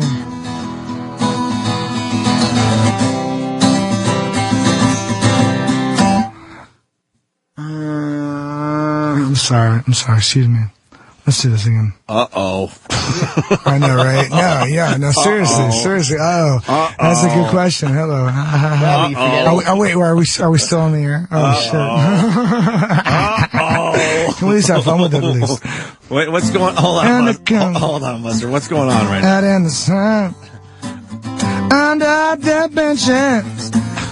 Wait, fuck. Out in the... This is perfect. Under the... Shut up.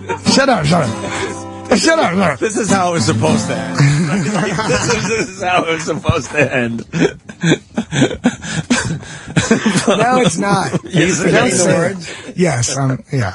This is... I've been sober for like 10 days, and then last night and this morning I've been drinking. So I'm like, I'm a little tweaked out. Fuck that Hollywood ending shit. This is how it's supposed to end. Nah, right don't here. say that. Don't say that. This could be so much better than all this. Come on. I can do better than this. Come on. Uh-oh. Out in the trenches, down in the grime, under the benches, where you find my intentions, good as they might. Try to mention our debate, but now we're standing, standing too close. Don't you know, baby, you're the one I love the most. This shit, it happen all the time, out in the trench, down in the grind. And I've been fall dead, been there back twice. Although remote to die, but to the night. And if you told me maybe it's some advice, I might not devoted down so fucking tight. Get all this shit a crime out in the trench, down in the grime. And if you called me, and if you saw me, something to shout. A big van of gold you left in the hall, dog, just like a smooth. Out in the trenches, down in the grind, never surrender, never rewind. Hold your composure, live on the lights. At the safe. What else did you expect to find out entrenched in the grime? What else did you expect to find out in the trenches down in the grime?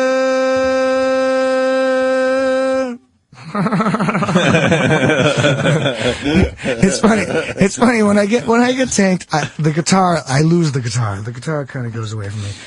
I'm not really a guitar player. I have a guitar player. He was supposed to come with me, but we couldn't get an in. So what happened to the guitar player? They wouldn't let him in. Dude, do you realize you're my ticket to Easy Street? He's a straight. You can't fuck this up, man. He's a straight. No, fuck. Give me take as you like. I can sing for days. The fucking wheels are falling off. I can sing for days. I need somebody else to play the guitar. That's the point. What you say? Keith has information. Just don't make me play the guitar. I don't want to play the guitar anymore. When I showed up this morning, they were camped out in front of the precinct. Yeah. Probably would get me fired, but what's the fella's name? The other guys? Luders Massilian. Luders Massilian and Joel Young. Oh my God! Everyone's saying good luck, hope. Jesus. Yeah, Luders was supposed. We didn't know he was showing up, and then there's issues with the building with trying to get people in. They have to have advance notice and provide the right people. I mean, we came through the front door today, which was nice. So yeah, that was nice. I felt like Justin Bieber. It's nice that the building at least treated you like a human being today, instead of going up the freight elevator with the fucking cabbage. But next time we're going to bring Ludus with. Who's Ludus? Ludus is my guru. Ludus He's the man. He's the person I've taught. I've learned more about guitar playing from him than anybody. Sam, what are you thinking? Do the wheels just fall off? Yeah, every time we get Mustard in, we're thinking, all right, this is going to be our next 600,000 hit YouTube video. And then, fuck that. I'm starting to see dollar signs. You don't think I'm going to get myself a little taste? Not anymore. Mustard, I'm just fucking with you. I'm still Team Mustard. Uh-oh. You're That's right? fine. I was just kidding, too. Yeah, we're just fucking around. No, whatever. You're hurting Mustard's feelings. Oh. No. This is what you do. I understand. This is the show. This is the point. Sorry. I'm with you. What were you going to play in the beginning there? I don't even remember. Oh, there's a fucking Britney song. See, I don't have a guitar, so I can't practice. How about we take a break and you can practice a little bit? Okay. Is that cool? Okay. And then we bring you back in? Okay. You're not mad at me, are you? No. Why are you mad at us? We're still going to... Why are you mad at me? You guys are so insecure. Here's the thing. I ain't mad at nobody. You can see right through us. I'm just glad to be here. So just shut the fuck up. All right, so what we have Nick coming in. Yeah, we're going to take a break, get Nick DiPaolo in, and you do a little practicing, and, we'll get something going, hopefully. Oh please. What kind of CD do you want to make, by the way? Originals? Are we allowed to put covers up on iTunes? I got to get in touch with Tom York. I got to find that man.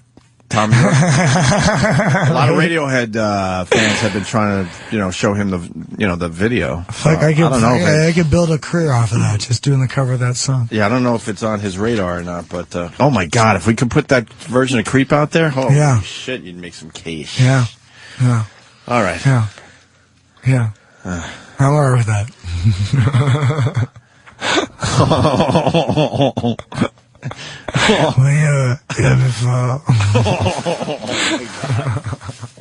All right, we on break now? What's going on? Let's go eat your sausage and mayonnaise sandwich. Are we still on air? Yeah, we are. Hold on. Oh, damn it. Hold on. I just want to play this for everybody out there. What happened? I don't know what happened. Something happened. All right, well, you practice. We'll get Nick in. And, It was gone silly. No, you're gonna come back and you're gonna freaking bring the house down with. I want to hear that Britney Spears thing. You keep talking about that.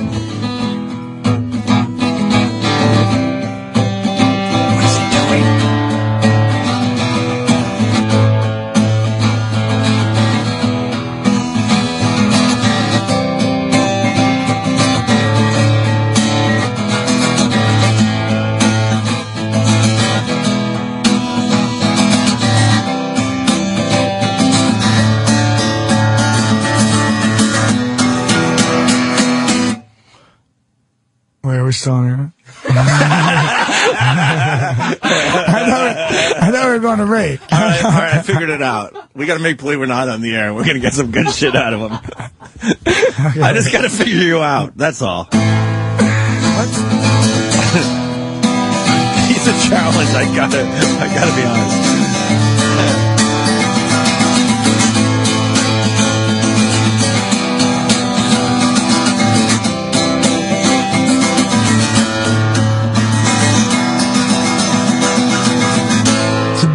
Baby, how was I supposed to know? No, I fucked it up. Baby. This is perfect. You know, Anthony said that we would get him in the studio and he would turn into the Warner Brothers cartoon frog. That's exactly what is going down today. Mustard, go practice because we got to take a break. Give me a break. You said you're going to break. I'm still Team Mustard. Come on. For the record, I'm still Team Mustard. Give me a second, man. You know, last time I held a guitar, last time I was here. Hello, hi. All right. I don't have a guitar. I cannot practice. And you know what? Maybe we'll give you a little, No, I've got enough of that. There's enough of that going on. I don't need no more of that. Thank you very much. I don't need no more of that. I just need a fucking minute to fucking play this song. I used to play this song for all right, just all go. day fucking long. Just go. We will have you back in, though. We got to take a break for real. Yeah. Take a break. Our homeless friend Mustard is in the house. Nick DiPaolo joins the program next. Stay there. Opie and Anthony, starring Jim Norton today.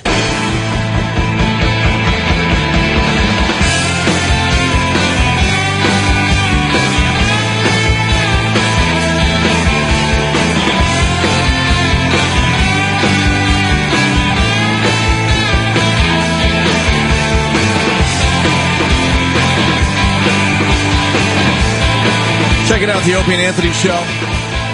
It's out today. We got Jim Norton, of course. We got Nick DiPaolo.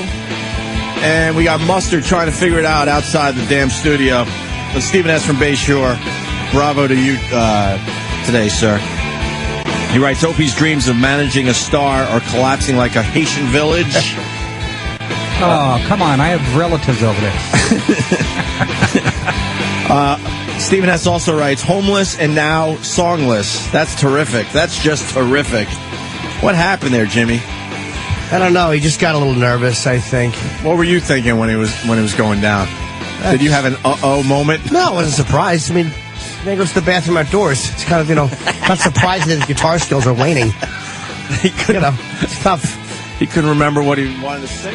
I was so happy because that story's right? Is that how nothing happened? What? We got to say hi to Nick. Nick DiPaolo's here. Nick DiPaolo. And we were in Houston. Yeah. Where and the guy who picked us up said that Nick, you stayed at a place, and something about nothing happened. It was just that Nick was in his towel or half naked. I ordered room service. Oh. Yeah, I ordered room service, and they said a half hour. So I get in the shower, and not even like 14 minutes later, for the first time in my life, somebody's knocking early. on. Yeah. So I open the door, and it's like this 22-year-old smoking, like Russian. Smile. And I'm in my towel, but she's not even like being shy. She's kind of like looking at me with a smirk on her face. Yeah. And I was just saying, what do you do? Jimmy, what do you do? Well, I can't do anything. I'm married, but the guy told us that story. He goes, yeah, it was kind of cool. And I just said, it's bullshit. He tells that story in every city. There's always a Russian girl. And he's like, really? He's like, I believed him. I'm like, yeah, he was just lying. So me and Kenny, for no reason, just made up the fact that we pretended that you lied and just threw you under the bus. Like it was this story you make up. No, and it's not. It's always... I've been doing it on the road 20 years. It's always like a 65-year-old Mexican guy brings my food. Sure, yeah. What do I do? Yeah, never used to be a Haitian guy, I'll tell you what I do. Used to be a Russian stripper. I take my finger and I crook it and I unhook it and I go, whoops-a-daisy. Sorry about that. I thought this story was going to end that Nick is the guy that orders room service or waits for the maid and he's naked on the bed jerking off. There's another comic who said that when the maid comes, she goes, finally. It's a fucking, whatever comedian goes, yeah, I was naked and the maid walked in. Yeah. Finally. Like that. Such a great show. But there are guys that actually do that, and Danny was showing us the videos, a montage of maids walking in as the guy's jerking off. But the guy sets it up ahead of time. It's his thing. He gets turned on by this. I thought you were going to be one of those guys. No. No. I just like saying that Nick made it up because it was such a thing that you wouldn't make up unless you're a fucking psychopath. Yeah, no, it's funny because on stage I go, girls, well, of course when I go, well, girls, what you have? And then you always the girls in the audience, they're like, you should have dropped your tongue. Yeah, and then you would have been, lawsuit, rape, divorce. Mm-hmm. Thanks for your help. Or maybe just a quiet blowjob. See, I don't have those instincts anymore. Well, I do, but I have to hide them. But I can't lose a house. I told Nick just before he came on air with us, and Puddle of AIDS is saying the same thing. Nick was fucking awesome filling in for Dan Patrick. It would be highly advisable to get him his own show on the Virus, lunch or dinner show. Yeah, that would be nice if they would pay someone else around here. They pay one guy, and everyone else has to kind of fight for the scraps. Because we have all the guys that could fill this channel with some fine programming, but they just don't want to pay anybody. That's true, isn't it? They just don't want to pay nobody. Who is Dan Patrick, and where'd you fill in for him? I know the name. Patrick? Yeah, I know the name. Well, he's a sports center guy. Oh, he's I thought so. Okay. Yeah, and then he left for his own thing. Does he do a good show? I don't even know. Yeah, actually. He does a pretty good show. He's got like 3 or 4 young guys, like sports fanatics. First of all, the studio's in a small town, Connecticut, right? It's like they had that man cave company come to this, oh, really? They'll redo you. And they said, redo your basement. So I go in there. It really is. It's like a man's paradise. It's an actual bar, working bar. There's beautiful leather furniture, exposed brick, flat screen TVs everywhere. It's like huge. It's like three of these with a glass partition in the middle, and the 3 or 4 producers are on the other side of the glass. Sure. And there's memorabilia, pictures of him with everybody. Wow. But it's like, what a place to go to work, And it's not a bad idea. We should have them do something with this piece of shit. In Man Cave, it'll be a gaping asshole they'll turn this place into. One big glory hole. It was fun to be, talking sports and. For how long did you do it? 2 days I filled in for him. How many hours? 3.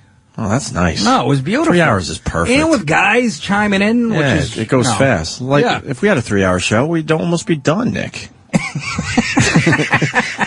This 4.5, 5-hour show. Is that what you're doing? Well, 6 to 10:30. Yeah, but we cheat here and there, I hope so. We sneak a little here and there, The quality is finished by 8. Oh yeah, 2.5 filler.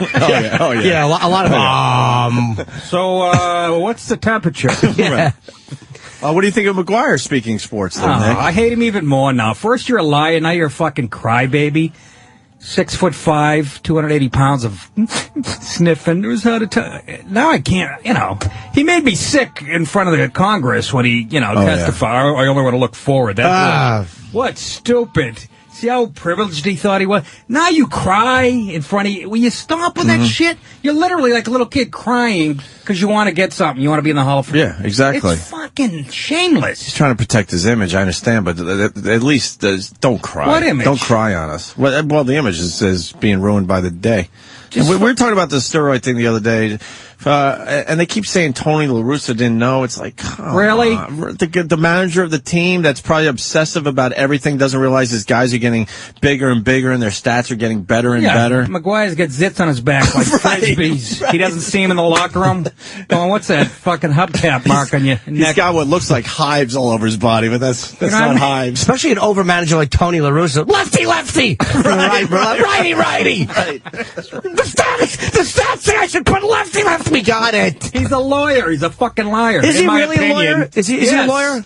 He's a lawyer, and he's a fucking PETA, one of those PETA left-wing animal-loving... A great baseball guy. What happened? You turned off your own mic, Nick. You all right? No, there's buttons. There's buttons under your shit. I say buttons. All right, I got you back on. Buttons. You're hitting things. What is it? Who designed this? Who put that there? I told you not to I told you to put the buttons where they're not going to fall. Get away, my kids! Jake! Look, things could be worse. Yeah. He could be in Haiti right now. You know what? Someone came up with a pretty good idea on the phones the other day. They said every team should have one guy they designate to juice. That's to be not on a bad idea. To be on the steroids. Kind of like, are you a hockey fan or not really? I used to love it, not as much anymore. Because it's getting kind of. What, girly? Yeah, kind of girly. Long time ago. Kind of girly, but every team used to have an enforcer. Yeah. So Major League Baseball have one guy that just juices and gets as big as he possibly can, and But it's the legal. kids, Opie, the kids. Fuck the kids. Well, that's what I'm talking about. That's the times we're living in, man, and it fucking envelops everything. Oh, Uncle Paul. I got the nephews playing the sports, and I don't, whatever. Huh? Your kids are... No, I don't care. I mean, if they're going to, make us pay so much money to see these sporting events, you want to see some monsters out there, Look, right? as far as football goes, they should be mandatory juicing. Well, I like them. Come on, football, fast, violent. The faster, the bigger, the more violent. Yeah. You know what I mean? The hits are getting fucking uglier and uglier, man. Good. That's how it should be. Who do you want to win the Super Bowl? It doesn't matter anymore. I know. Are you? You're not a big Patriots fan? Of course I am. I grew up in the 70s watching when they stunk. Mm-hmm. And are they done? The dynasty is officially over? Oh, that's baloney. The way fucking players change teams, every year. That's you never out of Don't it. you hate people that can't give good examples? They change teams the way most people change the hat bands. Hat bands. Guys that get overexcited just can't come up with the example. Yeah, like breakfast coffee. Why does Belichick wear the pom-pom? The winter hat with the pom-pom. And the old had the old emblem on it. I the old see that. Patriots. The guy hiking the ball. Yeah. That's when they really sucked. They were bending over. But who's gonna? I don't know. I think you're gonna see. Jets? No, I think Indianapolis. You can't push for my Jets just a little bit. No, I kind of like the Jets. Indianapolis and Minnesota. I want to see Dallas Jets. Dallas Jets. Oh, what a great matchup would that I'd love be. to see that. That would be... If it was 1974. Yeah. Did you go to the Winter Classic? Someone's saying you did. No, I didn't. Oh, you did? I couldn't. Where was I? But that looked fucking great. Fuck yeah, I wanted to go. But the company just ignored my request. Dennis they have Leary hockey skated. here, too. And they wouldn't get you a ticket for the Winter Classic? I don't know. They never even acknowledged that I, wanted to go. It's not looking good for renegotiations. No, not at all. Not looking good. Your boy. Huh? Oh, Jay, yeah, man. What do you think of the late night wars? I think Zucker is a fucking douche. And he's, Letterman took Zucker. I mean, you know how loyal Jay was to NBC, and they just do that to him? When he was number one, you mean pulling him out? Yeah, but to get the Tonight Show in the first place, all the he used to, travel all over the country, meet with the affiliates all over. He couldn't have been more loyal to that company, and then they shit on him like that. What, Jay? Yeah, the Jay. original shitting on? Yeah. We're talking about? Yeah, because now everyone's like, Jay's sort of looking like a bad guy with some of the stuff I'm reading, and it's like, Jay, Jay got fucked to begin with. Because people don't know what they're talking about. They think that Jay quit and now is trying to take it back, and he didn't. That's what's driving me nuts. Exactly. NBC kind of fucked him, and he was a trooper and stayed there. And I personally believe that he stayed, instead of going to ABC where he could have made a shitload of cash too, believe me, he could have went there. Right. He stayed loyal to the network. And I also think in the back of his mind, what if he had to think, what if Conan didn't work out? He'd be the guy they'd go back to. He had to at least think that. But now, it looks like anyone that thinks that Jay is fucking Conan, you're a dummy. If you think the network's fucking Conan, that's fine. But if you think Jay's doing it, you're a dope. Yeah, how does that get twisted? And I was watching Letterman last night, and he was sort of implying that too, that Jay was sabotaging. Maybe Letterman's... Although I did love Letterman was ripping Zucker to shreds. He's the one who, when Colin did the original Tough Crowd, we could do it on NBC, he put the kibosh on. Yeah, I remember that. So he's got the magic touch, doesn't he? What, he wasn't a fan of the show, He was obviously? at the taping, and no, he liked it. He actually thought it was very funny. But he thought it was too edgy for the network. I remember, I know it was Zucker, too. Yeah, wrong call again. That would have worked. I think so, too. So would have worked. So, I Christ, that just goes to show you, man. It's all like, it comes down to one guy's opinion of what he likes, what's funny. Zucker maybe really loved what Conan was doing or whatever, that's why. Yeah. I know they want that demographic, but Jay was number one when they gave him the boot, was he not? Dude, he beat Letterman without writers, and that's not a knock on Letterman. It's just a matter of Leno was just doing fucking. He's a beast. He's unbeatable at that hour, or at least he has been for years. And they pull him. And when you the advantage of the Tonight Show being in Hollywood, you get the better guests. Sure. Yeah. And but yeah, I mean, come on, Jay's perfect for that stuff. Here's the question: when Leno goes back to 11:30, will he be as effective? Yeah, he will. I think it's going to go right back to where it was. Yeah, because it hasn't been long enough. It'll go right back to where it was. Because it was so short. Exactly. Yeah, if it was a year or a year and a half, it may have damaged Jay, or it might have damaged the Tonight Show name. But I think now it will. People don't forget. In a year, people will look back. Oh yeah, remember that 4 months? Then 2 years, it's just distant memory. Right. I think so. So what do you think Conan's going? Where's he going to? I don't know. It's going to be hard. How is Conan going to go to Fox and demand big money when they saw that he was having trouble beating Letterman? Now he's got Leno and Letterman. How does Conan go and justify big money somewhere? I don't know. With all the attention Conan's getting, Letterman's still kicking his butt. Is he still beating him? Yeah, oh yeah. But they kept saying Conan still had that young demographic, those numbers that's why Fox is still interested. Oh, okay, yeah. So I don't know how it plays out. I never met Conan. Everybody says he's a nice dude. He is. He's a great guy, Conan. I just didn't like the people working for him because I was doing panel on Leno, and they wouldn't give me a date to do stand-up on Conan. That's how it is. The guy, and I know, it's bizarre. I would have showed him the set after, like with Eddie for Letterman. They gave me a date, and then Eddie came to the club. But it was just a matter of, I'm not going to fucking audition for you. But that one guy who worked for him had such a dislike That's of what me. I'm talking about. It was very frustrating. Hey, Make it personal. We got John in Jersey. John? Hey, good morning, boys. Good morning, John. Hey. I just want to say, Jimmy, I think you're missing the point with this whole, Leno was number one and they got rid of him. I don't think that matters in the end, because really what NBC was doing is saying, all right, we're going to make a move for the future at this point in time. They're saying, all right, 5 years from now, Conan. And how'd that work out? It's like Green Bay with Brett Favre. That is what they said, dude. They did say we're going to make a move for the. You're right, but the thing is, they miscalculated. There's something wrong with it if you miscalculate, and they miscalculated Jay's effectiveness 5 years down the road. They underestimated his effectiveness, and that was a terrible miscalculation. They look at but Jimmy, dude, look at how it's working out. Look at how it's working out. Look at the Brett Favre situation in Green Bay. It's exactly the same thing. No, it's not. Brett Favre is not funny.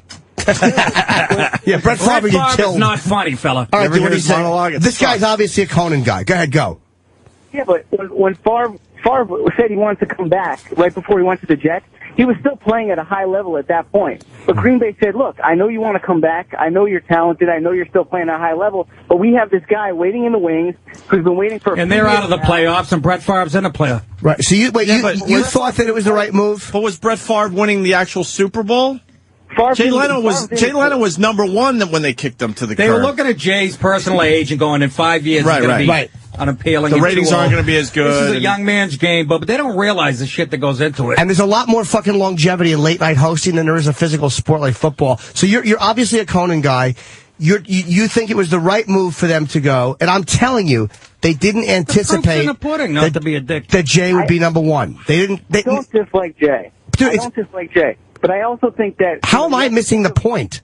Because I just think the fact that he was number one doesn't matter. I mean, because ultimately, if they're making a move, for the future, then they're obviously... This isn't sports. You're making a sports analogy. It doesn't work. They're making a move for the future, but let's just say Jay had gone to ABC, and Conan had taken the Tonight Show, and Jay had said, fuck you, and went to ABC. The move to the future, Conan is not going to be beating Jay. Because they thought that I just completely lost my thought. He would not have been beating Jay, or they wouldn't have kept Jay. But they saw, I think Conan was having trouble with Ferguson. I think Craig Ferguson was beating Conan. Now, I've heard that. I could be wrong.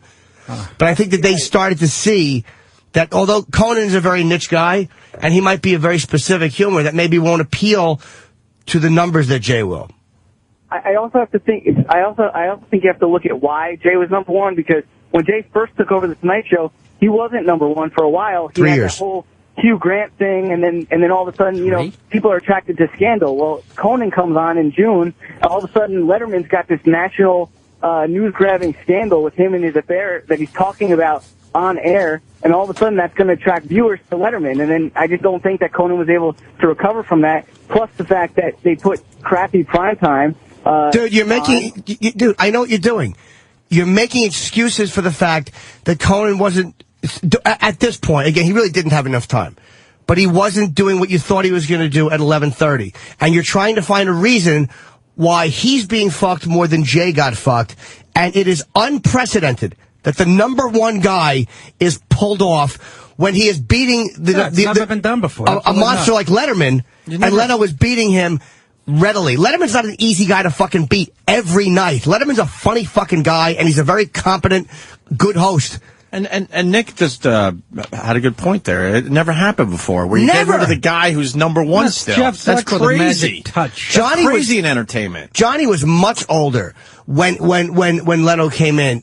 Jay's 59. Now to us that's old, but you know what? Another 6 or 7 fucking years, you could easily do that as a comic. Right. Absolutely, man.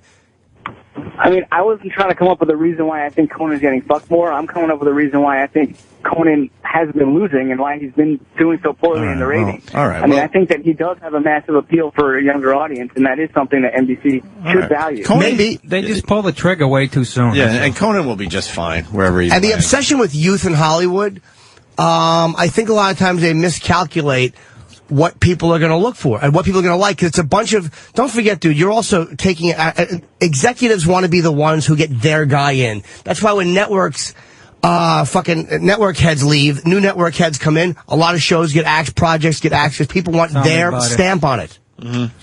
All right, thank you, sir. I appreciate it, John. All right. You want to see what Conan said last night? Yeah, I want to hear both of them said, definitely. They were funny. First? I'm sure they were both great. I mean, Conan was really funny last night. They played some of his monologue. It was very funny. You want to do Jay first or Conan first? Because, I mean, if we do Jay first, then people are going, why you do Jay first, blah, blah, blah. I say Jay first, just alphabetically backwards. I say Conan. All right. Well, tomato, tomato. I'm just trying to make good radio. Here's fucking Jay from last night. Well, some good news from Afghanistan. You hear about this? Critics of the war have stopped referring to it as another Vietnam. They're not calling it anymore. The bad news, they're now calling it another NBC. Yeah, good word. Welcome, of course, to NBC, America's most dysfunctional TV family. Thank you very much. Oh, man. Please. Oh. You thought the Goslings were screwed up. Oh, my God. Well, nobody knows what's going on. Conan O'Brien, understandably very upset. He had a statement in the paper yesterday, and Conan said NBC had only given him 7 months to make his show work. When I heard that, 7 months, how'd he get that deal? We only got 4. Hey, who's his agent? Get me that guy. I'll take 7. Well, all the late-night hosts are having great fun with this debacle. Last night, Jimmy Kimmel did his show dressed up as me. Show that clip. Here he is dressed up as me. My name is Jay Leno, and let it hereby be known that I'm taking over all the shows in late night. Now, you see, I was going to come out dressed as Jimmy Kimmel. Put Jimmy's picture up there. But, you see, I realized I do not have enough black shoe polish here at NBC to get my hair that dark. Now, look at it. I love it. I'm fucking loving this. When they go to the well, yeah, it's fun how they're all having Oh, fucking yeah. See how fun? They're still being a little too nice, though. I really wanted to get ugly. Letterman last night was... Pretty harsh? He was throwing roundhouse. I think, but you know what? It's kind of annoying, though, because I'll say this. Jay kind of laid off. He did a couple of jokes when Dave's scandal broke. But he was like, he really didn't want to be a dick about it. And I think Letterman still got that bitterness because he's probably still pissed off at Jay. It's obvious. But it's funny how when you get millions of dollars, Conan he's fine financially, no matter what. Yeah, so you can have fun Conan. with this. Yeah. If they were like, exactly. Fighting for their lives, it wouldn't be that funny. If it was 2 deli owners fighting for a spot on the corner, it gets a lot more personal. Of course. We're talking about 2 guys that'll be fine no matter what. He has maggots in his corned beef. Right. And this is what Conan did last night. Anyway, we have an amazing show tonight. We're going to have so much fun tonight, ladies and gentlemen.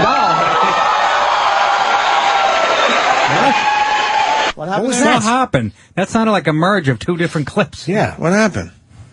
Oh, let's see if it gets better. Oh, my God, it's Kenneth the Page, everybody. Yeah. So I didn't see this last night. I didn't see that either. And I was watching. Hello, Mr. O'Brien. Kenneth, what are you doing here? Well, I have a tour group here, and they wanted to see the studio. Oh, okay, Kenneth, I'm doing a show right now. Thanks, Mr. O'Brien. I know you'd understand. This is the former home of The Tonight Show with Conan O'Brien. Hey. Now, Kenneth, I'm still here. Oh, okay, right. The soon-to-be former home of The Tonight Show with Conan O'Brien. No. Well, and here's a fun fact. NBC spent more time building this studio than using it. That's true. That may be true, Kenneth, but it is a beautiful studio. Oh, yes, it sure is. And it will make an even more beautiful storage facility for old office furniture. Oh, here's another fun fact. Just like Conan, most of the staff here uprooted and moved their families to come work here. In fact, Max Weinberg uprooted his family and his other secret family.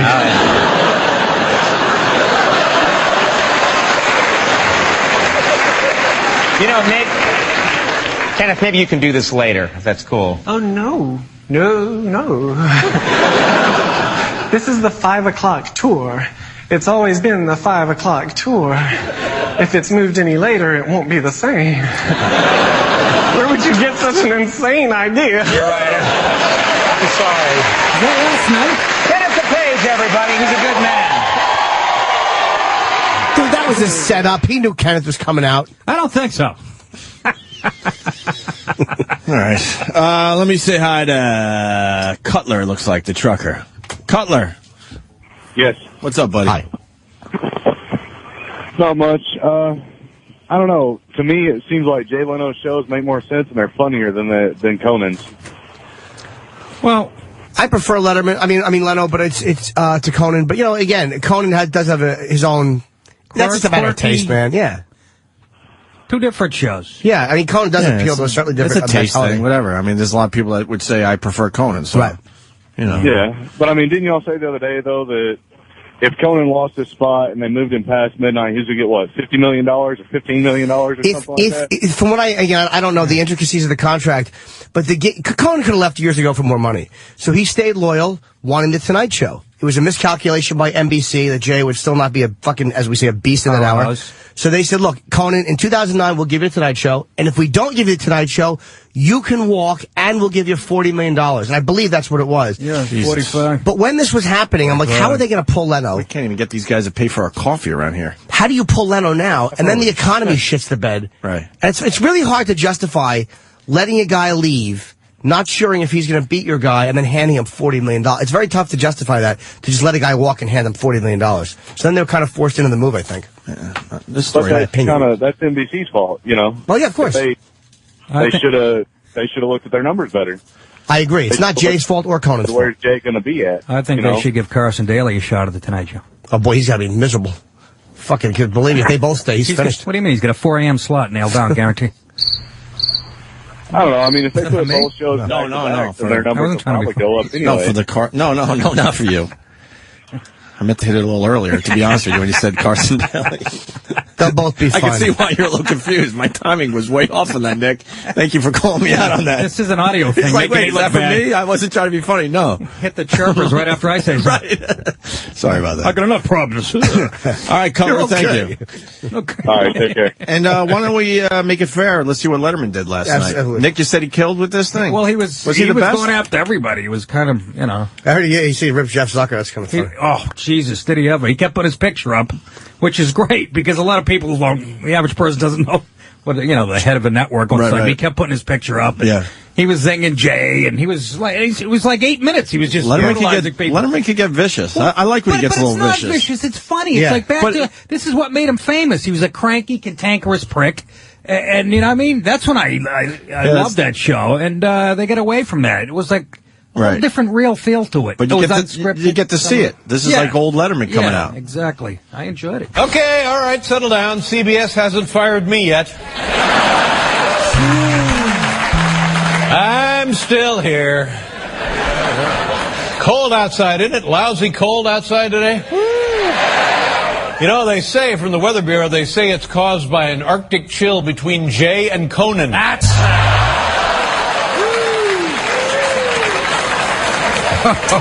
This,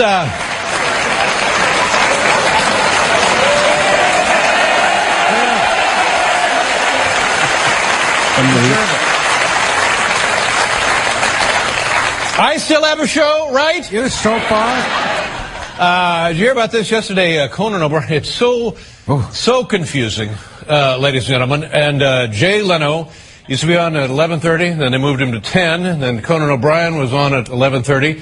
Now they want him to go on at 12:05, and then they would put Jay from 10 to 11:30. Oh, yeah, sorry. And Carson Daly now got to get a show in Mexico or something. He don't know what to do. I mean, he's just, hey, what about it? Hey, what about it?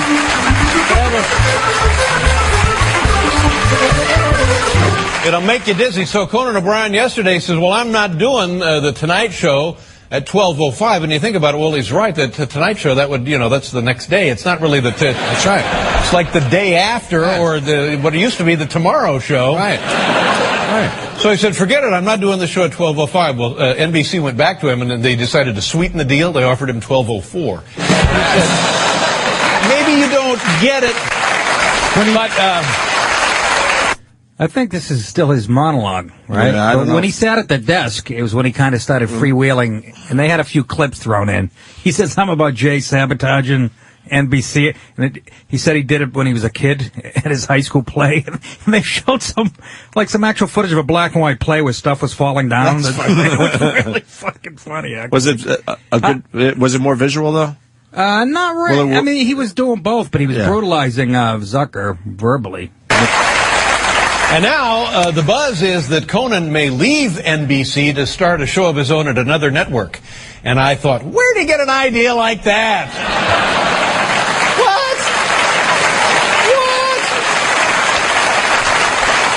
What? What's that? He probably got the idea from Letterman, because Letterman did it.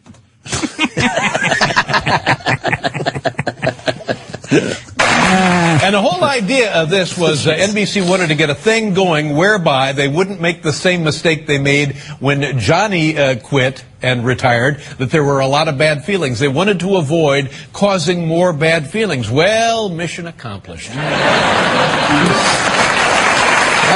you go. Brandon wants us to find out what Tank Hankress thinks about the Leno situation. God damn it, you're right. Tank Hankress. He's a funny dude. He's a correspondent we have come in to steal he's like a man's man, Nick. Yeah. And he gets right to it sometimes. Get Tank in here immediately. Can we get Tank Hankress to give his opinion on the whole Leno-Letterman thing? Tank Hankress. Sam's trying to get Tank. He's so fucking miserable. Why does Imus have a stethoscope? I don't know. I'm looking at his glasses. Those fucking creepy tinted glasses. I do love Imus. All right, here comes Tank. Here comes Tank. Nick, you're going to enjoy Tank. He is a man. He'd be good to have if you host a sports show again. Okay, what's he, super gay? He's the guy, You guys are really laying it on here. He really knows sports, and he drinks pitchers of beer at Hooters every night. Yeah. He's that type of guy. Hey, Tank. Sucks pretzels like they're cocks.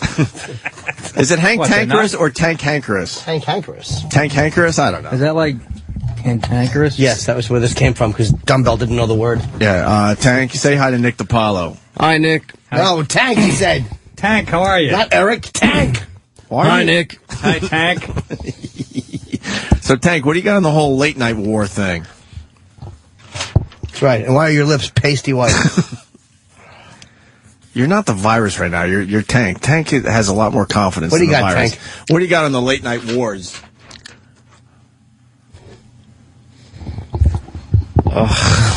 Are you nervous in front of Nick? A little. Come on, Tank. Tank, what do you got on late night? Go. It's a microphone. Go. Do you want to do it outside so you don't have to look at Nick? Come on, Tank. No. What do you got on the late night wars? Go, Tank. Tank has nothing on the late night wars. You're not even doing the voice. At least do the voice. Be Tank. We want Tank. Tank's got nothing on the late night wars. Come on, Tank. Yes, you do. What's your opinion? I think it's because of Nick. Come on, look at Nick and talk. Nick likes a man's man. I do. Is he intimidating, Nick DiPaolo? Just a little bit. All right, he's not going to make fun of you. Just fucking do Tank Hankerous and... I'm having my stomach scoped like an old lady in about 2 hours. Right. How intimidating is that? They got to numb the back of my throat. Really? Yeah, they spray that shit out. I'm hoping. Yeah, there's other ways to do it. Tank, anything? It's a real cheap doc. He's going to throw me a couple of fucking Tic Tacs. Head over the bed. Good deep throat fucking till it numbs it. Jesus. Tank? Guy's a wealth of knowledge. Yeah, all right. There's nothing happening here. Thanks, Tank. Jesus Christ. Another big disappointment. Holy shit, between him and the homeless guy. Yeah, no this kidding. This is fucking tremendous. Why is everyone panicking? I don't know. In front of live What's mics going today. on? It's really you, Nick. Don't they realize this is satellite? Yeah. All right, we're going to take a break. Oh. We got Bobo on the line. You want to do the Bobo thing before break? Have you heard Bobo on our show? I haven't. Bobo is... I have trouble picking up a satellite in Westchester. There's 2 trees in the county. Bobo had a gig. Yeah. Some frat house in Buffalo hired Bobo to do some stand-up comedy. Oh, Jesus. Did this end in a fucking shooting? Bobo doesn't really do stand-up comedy. He wants to do stand-up comedy. That didn't stop me and Jimmy. That's right. You got to start somewhere, is what, right? Bobo. Bobo. You got the magic touch today, huh? No shit. Holy Bobo. Shit.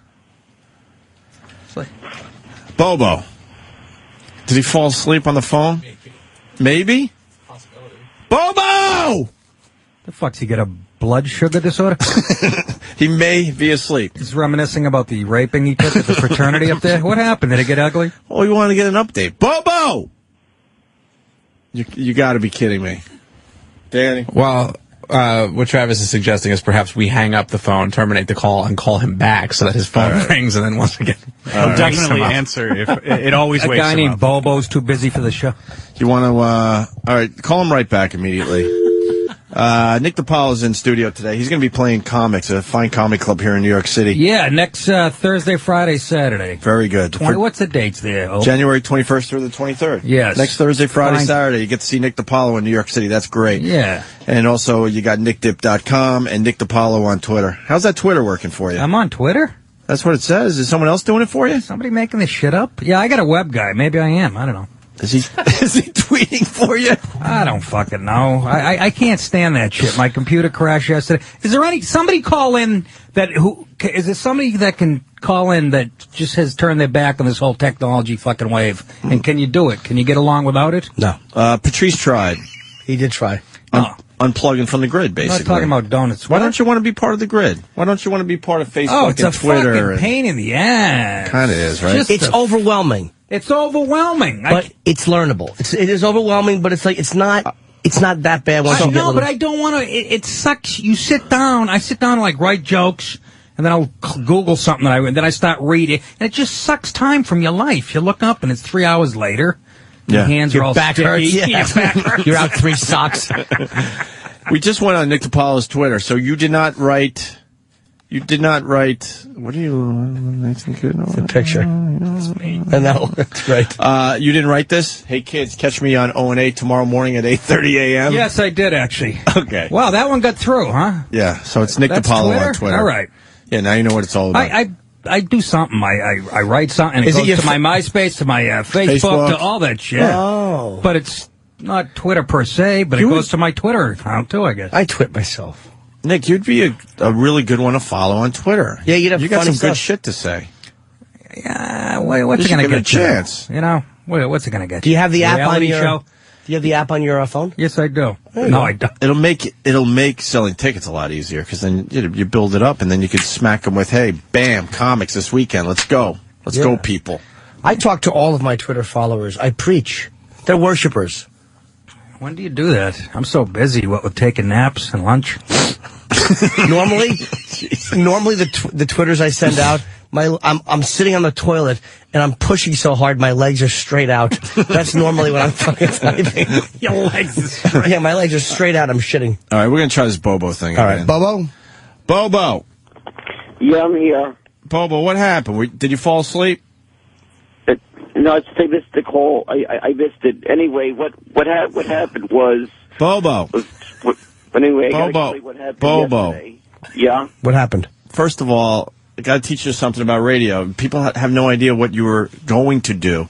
We got Nick DiPaolo here, so you explained to Nick yes this whole thing that was supposed to go down in Buffalo. All right. Well, Well, what was supposed to go down in Buffalo was this thing. I was booked for this show somewhere, some frat house or wherever the fuck it was. I called this guy to confirm, I'm going to be there. Everything. The guy doesn't answer. Why does he sound like Betty Davis? Because he's got. I was just dumb. He almost has the haircut. And I was up in Buffalo at the Sigma Bobo. Little things going on. Yeah. How much were they going to pay you to go all the way to Buffalo? You got to explain this to Nick. It was going to be $100 plus $5 off the tickets. $5 off of every ticket sale. And he had $5 from every ticket. How long you been working with Barry Katz? And he had to find his way to Buffalo too. They weren't going to pay for him to get there. Geez, So who did you call? sad. Who set this up for you? Sounds like my agent. The guy that called me. So some guy out of the blue calls you to give you this gig at a frat house in Buffalo.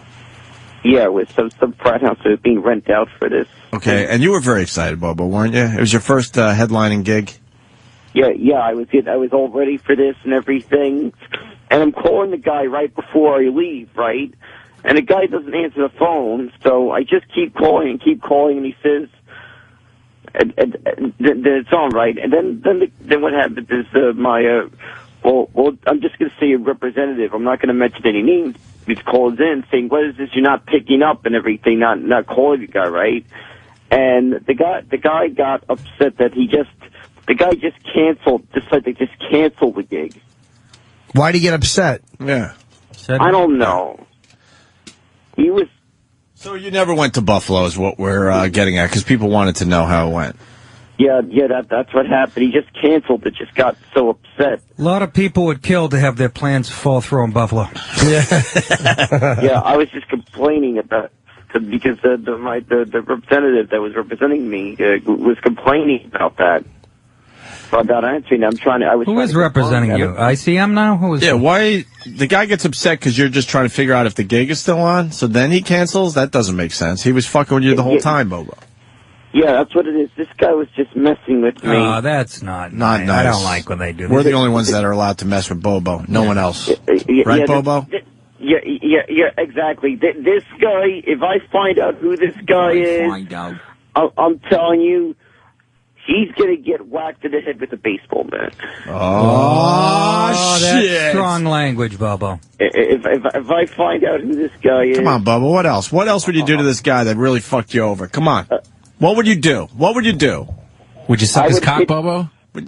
No, I would hit this guy with a baseball bat. And then you'd suck his dick, right? I don't know if you could sum up the energy to swing a bat just from listening to you. You sound like you got cancer of the ass and eyes. I would just pee on that guy on his unconscious. I would humiliate this guy. Yeah. By kissing him, right? I'd buy him a house in Haiti. No. I would just piss on this guy. Kiss on him. On his unconscious.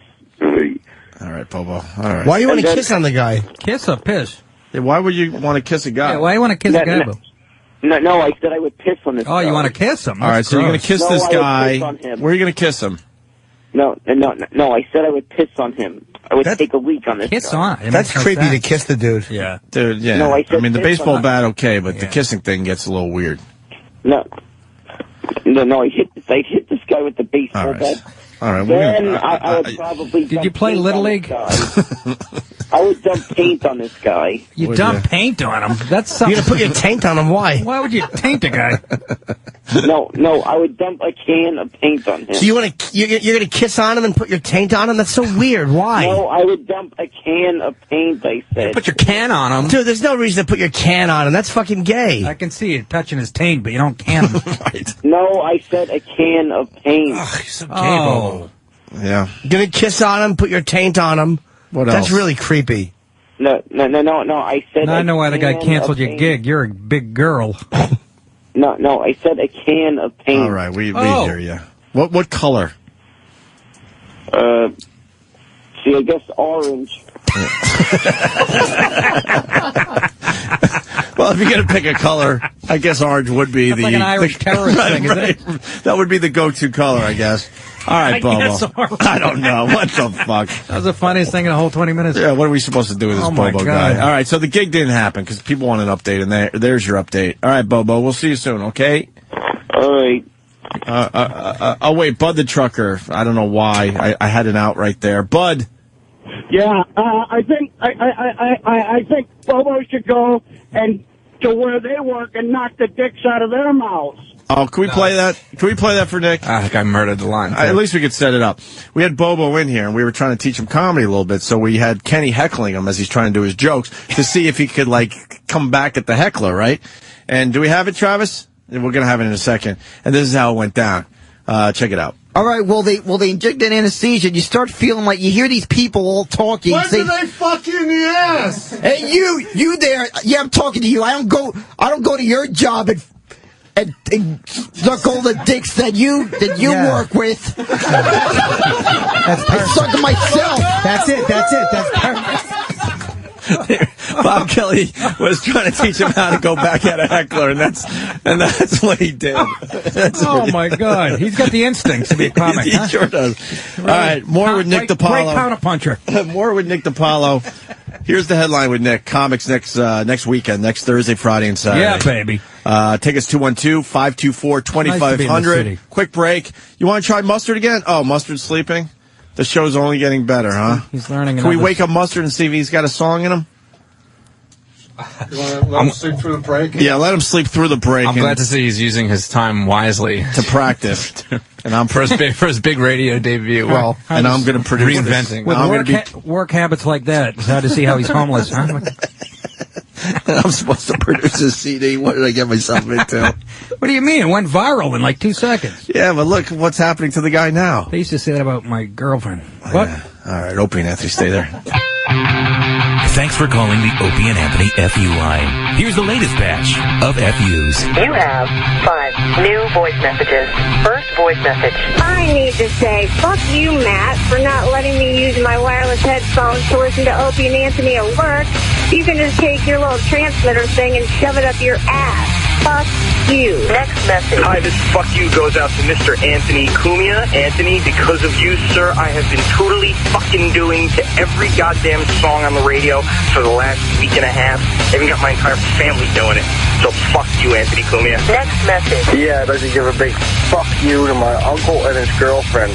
Thanks a lot for letting me live in your house and telling me after 6 months to fucking get out. All I'm trying to do is get myself back on my feet after I lost my job. Fuck you. Next message. It's a big F you to my boss and my company. I lose a finger on the job.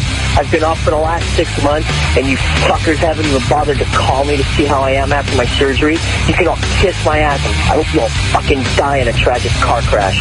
Asshole. Next message. I wanted to give it F you to the little boy across the street tattled on me yesterday. End of new messages. Call the Opie and Anthony FU line. 866-FU line 1. That's 866-FU line 1. Thank you and goodbye.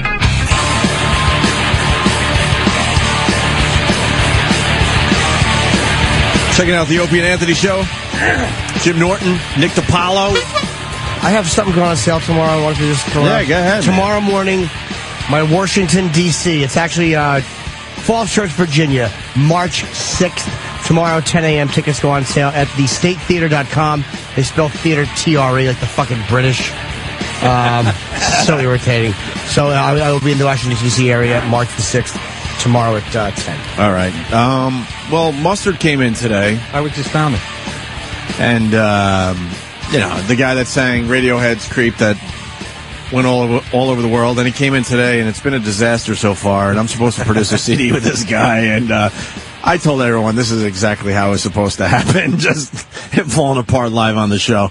And he's now sleeping, and we want to wake him up and maybe get him to redeem himself. So we got Sam outside the studio. Sam? Oh, hold on. Sam? Can you hear me? Yeah, yes. We got you. Okay.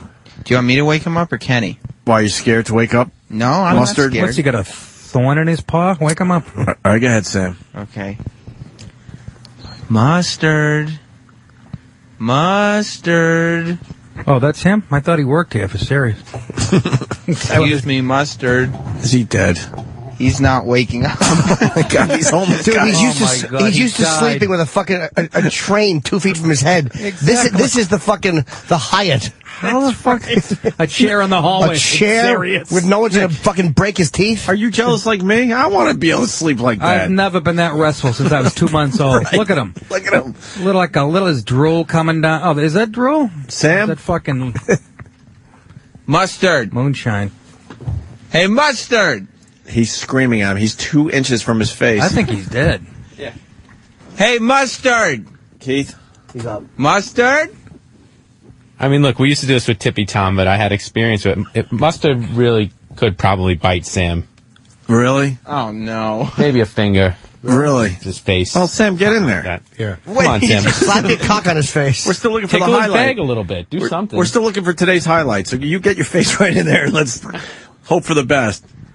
Is he moving, Sam? His head moved when All right, I that's a yelled. good sign. At least he's not dead. He's not dead. Okay. He's fired up about his career. I can see that. I can't believe Holy I got shit. He's thinking of the guitar. Jimmy, what did I get myself into? Yeah, you bet on a fucking winner. Mustard! Mustard! There you go. All right, he's moving a little. Mustard? Yes. Oh, you're awake. Got a nice voice. Mustard. Mustard? No, how do you get Are you that ready to name? sing another song? Is that what his diet's made of? What did he say? He said, I guess so. He's ready to do one more song. All right. Does he want to do it from just out there? He looks nice and just hand him the comfortable. guitar. It's fine. You want to do it from right here? Where does that beard end? Holy shit, it goes right up to his forehead? Yeah, that beard was any longer, it would have its own zip code or something. Don't ask, Nick. Just let it happen. Don't even ask. All right, now the guitar is just kind of leaning up against Mustard, and he's not moving. Sam, what's going on? I believe, Mustard, are you awake? This worked out perfectly. Oh, he is awake. I did get- Here's the He's guitar. dreaming about a nice big glass of Prestone.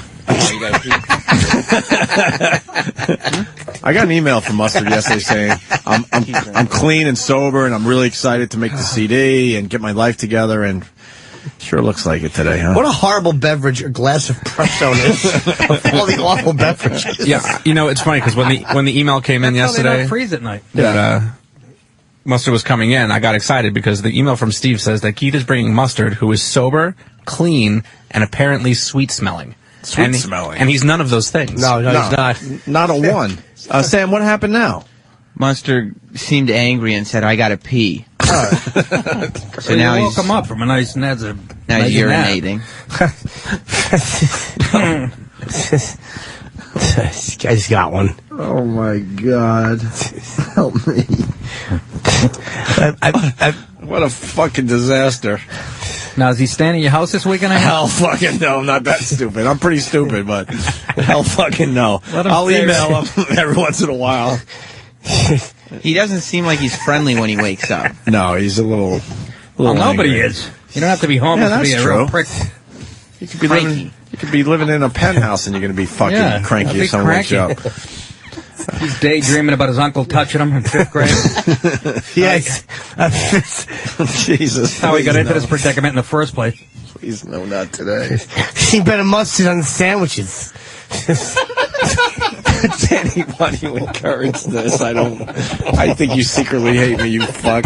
Why do you encourage Chip to talk? Why? Hey, his name is Lyle. Yeah, he prefers Chip. Nick, you like Chip? Yes. He doesn't know. There's nothing to know. That's it. Oh, you love a guest that never follows the show? Yeah, that's all right. That's I come in as all these characters. I have no idea. New. Chip is new, very Chip's new. a new character on the show? Yeah, we're... All right. So now we're waiting for him to get back from the bathroom, Sam. Yeah, he's still in the bathroom. I don't know what he's doing. I do. Yeah, exactly. I know exactly what he's doing in there. Right now he's got a dirty syringe between his big toe and his little toe. It's the only vein he could find. Pulling wool knots out of his ass crack that have been there since the Mets won the World Series. He's probably just sleeping on the toilet. He's got his head on the fucking septic tank. Great. Supposed to get some music out of this guy. That toilet is like a recliner to him. After sleeping on grates all fucking day. That toilet's like a lazy boy. He's flushing it, thinking it's the handle on the side of a... Yeah. He's trying to get the leg thing to come up. No Bones from Pennsylvania goes, Mustard had to pee. Did he at least get up from the couch? Yes. Good news. He's still gone. Yeah, I know. Yeah. The acoustics are better in there. Bring him his guitar. Yeah, that's a good idea. Yeah. Maybe he's more comfortable in the toilet since that's where he lives. No offense.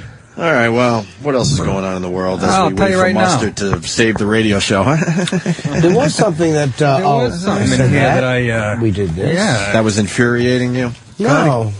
No? Oh, John Gotti Jr. I just saw that. That's what I was looking at. The feds are finally leaving him alone? Yeah. No more trials for John Gotti Jr.? They said they will not try him. How humiliating that he just kicked their ass 4 times. They're good. How does that happen? How the fuck? Good lawyers, That's man. Unbelievable. Or they got to a jury.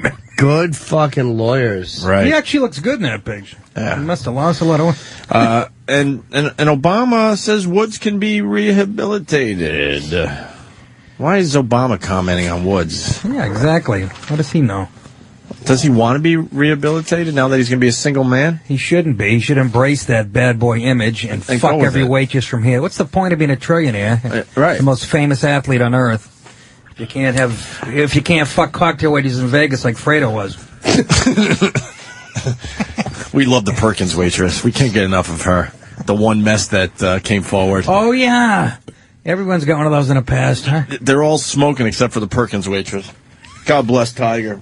I say he comes back as the evil Tiger. And just as I'm serious. Just a motherfucker on the golf course. Make John Daly look like a saint. Yeah, because he's like the alpha male, mentally tough guy in the court. Everybody's afraid of all these years. So embrace that. I mean, now you're the guy that gets all the ass, too. You got him totally. You got the rest of the guys totally psyched Go up. old school, get the goatee going.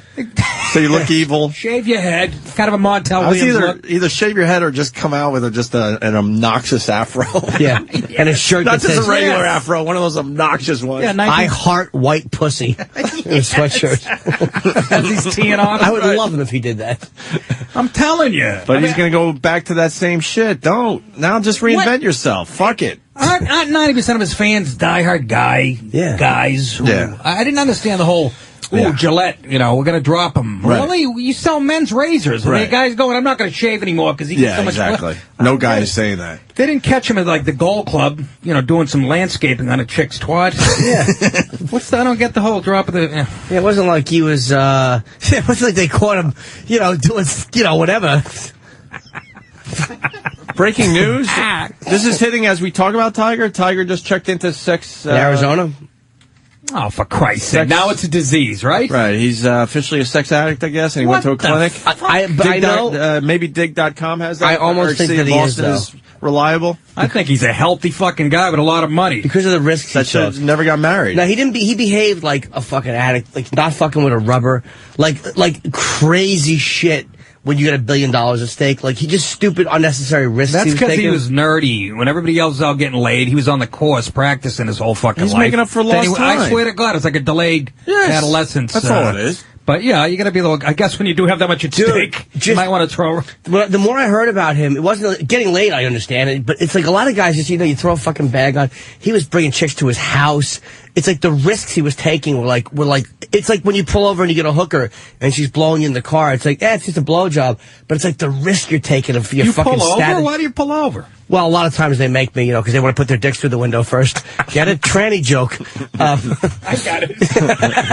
I didn't miss a beat. No, I know. Hey, Jimmy, when you were doing that, did you ever do the tunnel bunny thing? The chicks outside the tunnel? Yeah, a few times with my buddy. They don't have that Pete. anymore. No. That was hilarious to see as you're coming into New York. All the fucking prostitutes lined up to give you a little head in the tunnel. And then you drop them off, and then they get someone coming back the other way. Me and my buddy fucking got blown in New York. Came into the city, and his car broke down. And we had to get a jump. Literally, there's nothing but hookers sucking dicks. And we're walking down the street, and we asked a pimp for a jump, and he's like, no, I don't. It was... Nobody bothered us, because they just knew we were two white idiots.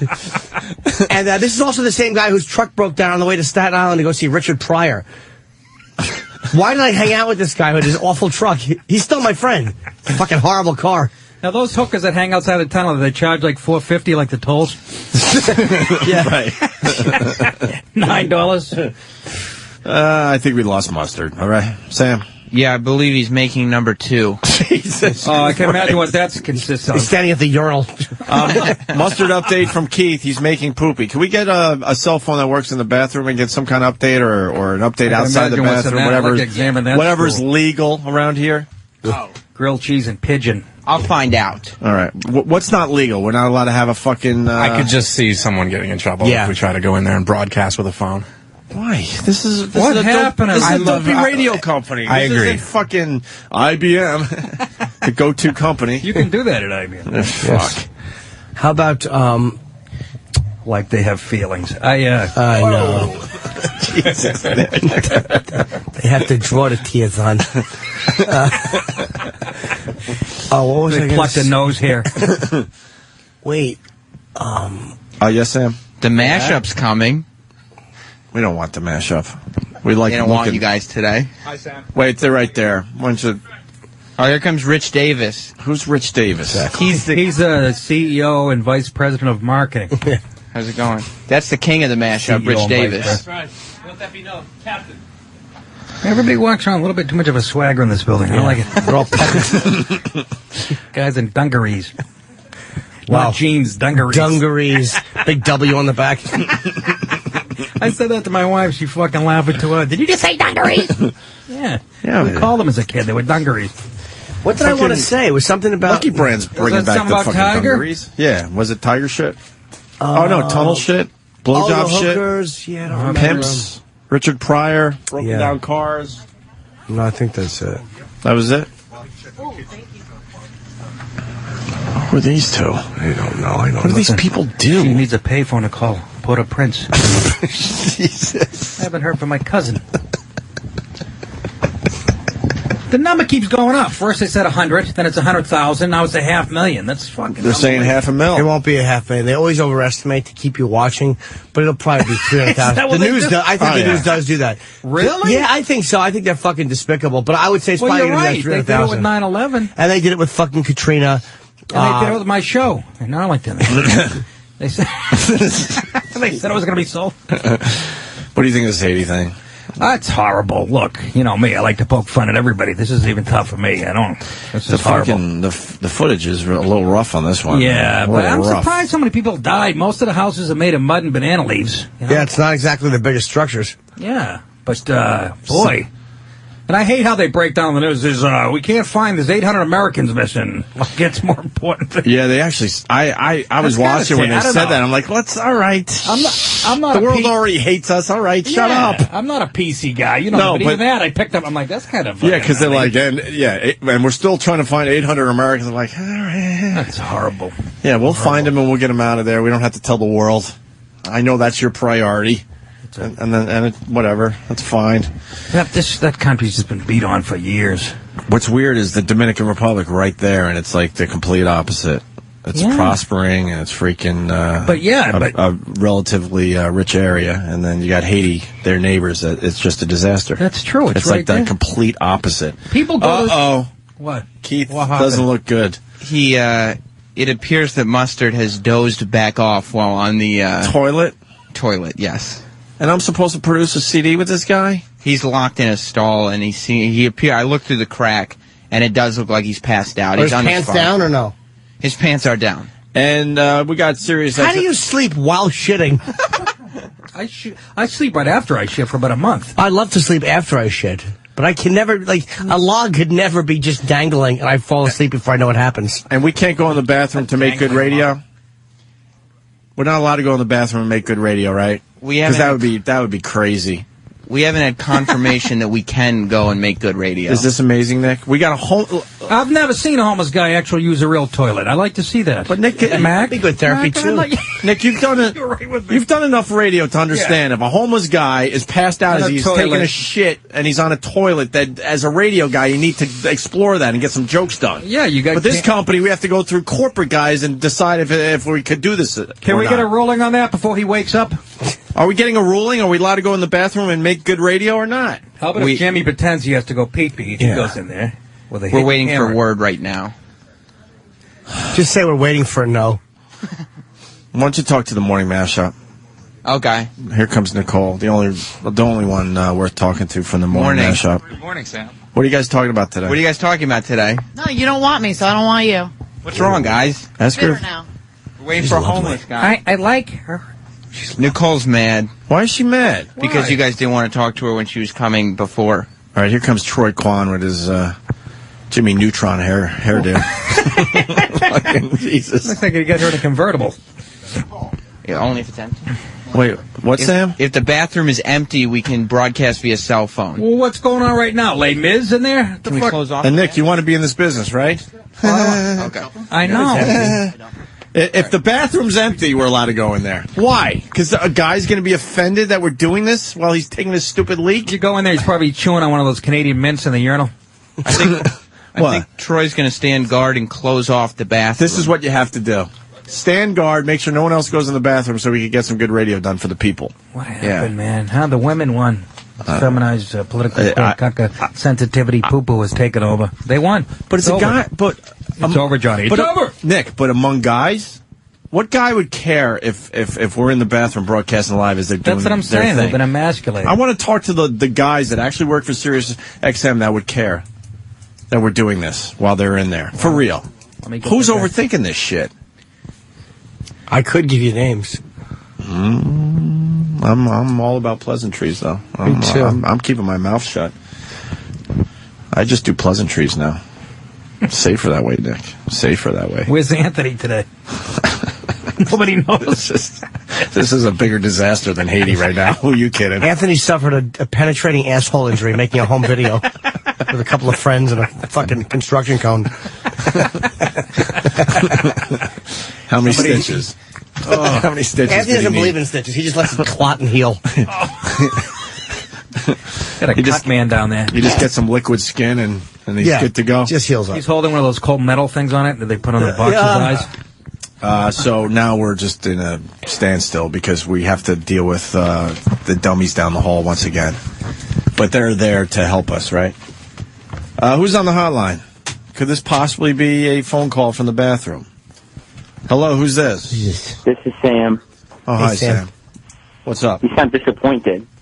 Well, Hotline. I'm not disappointed in you, that's for sure, Sam. Okay, I'm going in the bathroom. All right. Oh, good, it's empty. All right, good, thank God. There's mustard in the stall. Hey, Mustard. Why would the phone work in the bathroom? Why do you, I guarantee he's got an AT&T phone. Why would the phone work in the bathroom? Someone go tell Sam his phone doesn't work. Okay, he's almost finished. Sam, your phone doesn't work that well? It's sort of working now. Go ahead, Sam, before it craps out again. Mustard said he's almost finished. He's awake now. Okay. You see, are you in the wiping process, or are we still pushing out? He wipes? He's wiping. He lets it dry. That's actually true, because we saw Tippy Tom's underwear once. It was I not remember good. that. It was not good. I think I was there for that. It was a rock. Yeah. He actually had a rock in his fucking underpants. Oh. Holy God, this is probably diamonds by now. If you don't wipe good, you're fucking miserable by the afternoon. And this guy had doo-doo that turned into a rock in his underpants that we threw on the counter, and it wouldn't break. We were handling it. We felt like it was safe because it was a rock. You had to clean your hands good, but nothing went on your hands. He's making alternative energy sources in his pants. Yes, Sam. Mustard, what was the consistency of your stool? What was that? What was the consistency of your stool? What was that? He said the consistency was good. It came out easily. He just flushed, and he's exiting the stall. Oh, Yeah, we're seeing an old video of Tippy Tom pulling his pants down. Hey, Sam, more importantly, is this Mustard going to be able to perform? I'll find out. Mustard, are you going to be able to perform? I'm going to give it a shot. He's going to give it one more shot. Okay. If you were listening earlier, it didn't work out too well. I think it's safe to say that I'm going to have to think about doing this CD with Mustard. Jesus. Don't worry. He's washing his hands. All right. Yeah, that's what we're worrying about. All right. We'll see you in a little bit there, Sam. Okay. All right. I'm not going to high-five the guy. No. So, should we take another break and then maybe Mustard will be back in studio? What is that? Is that what came out of his underwear? Yeah, that's I swear to God, I'm not even kidding. I just gagged a little bit watching that. It's a piece of quartz. It's amazing. Let me see it. It's as hard as a rock. Watch, you'll see. Who picked it up with your big? Holy crap! It's like petrified. I know this. What you did? Wait. Oh, we got more. Oh no! Soften it up. Ladies and gentlemen, this is Pat Duffy. Pat Duffy. This is Tippy Tom's Watch. underwear. No, I heard it. This is. No, I know. It's not bad. It's not bad, my ass. Tippy Tom's underpants mustache. No shit. All right. So then we had to put water on the petrified Duty. to make it liquidy. We got water in it. Oh God damn! Whoa! Yeah, we're trying to make war paint, Aunt said. I love the fact that he has a glove on, too. We're ready here. Yeah, I want spring water. All right, you need a mirror? No, I think spring water. There's Pat Duffy. I'm waiting. Yeah. And now he makes a mustache. Oh, Tippy Tom's duty.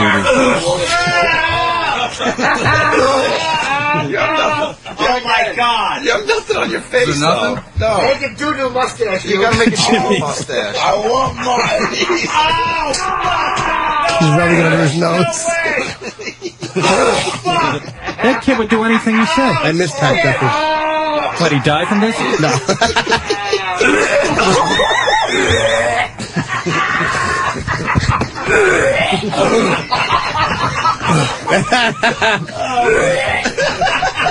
Duro.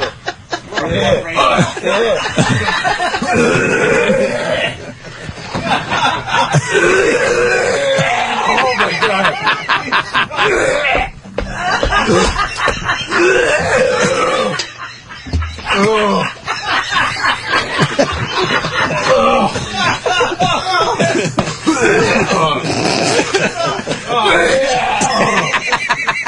I can't wear this guy. Wow. I can't. How many hits did that get? Wow, you all right, Pat? I don't know. I'm all right. That should do well. You never know it was an Opie and Anthony video, though. No. That's already over a year ago. See, now, Jesus, Conan year did and a more half of that. ago. Yeah, right? Kept his ratings up. Sure. All right, Sam, where are we at? Sam, I see I'm a Mustard little is back in the queasy right studio. now. Yeah, that I got a was hard on. rough. That was rough. Jesus H. Christ. That must have got 1 trillion hits. It got it's Please, is everybody doing that? It's not that uncommon. yeah, exactly. Sam. Hi, Mustard. Hey, Mustard's up. Mustard, we're going to give you another shot at this. It didn't work out too well earlier this morning. Was it that bad? Was it really that bad? No, it was all right. So I've been sober since for 9 days or something, and then last night we started drinking again. And so I'm a little too tanked for my own good.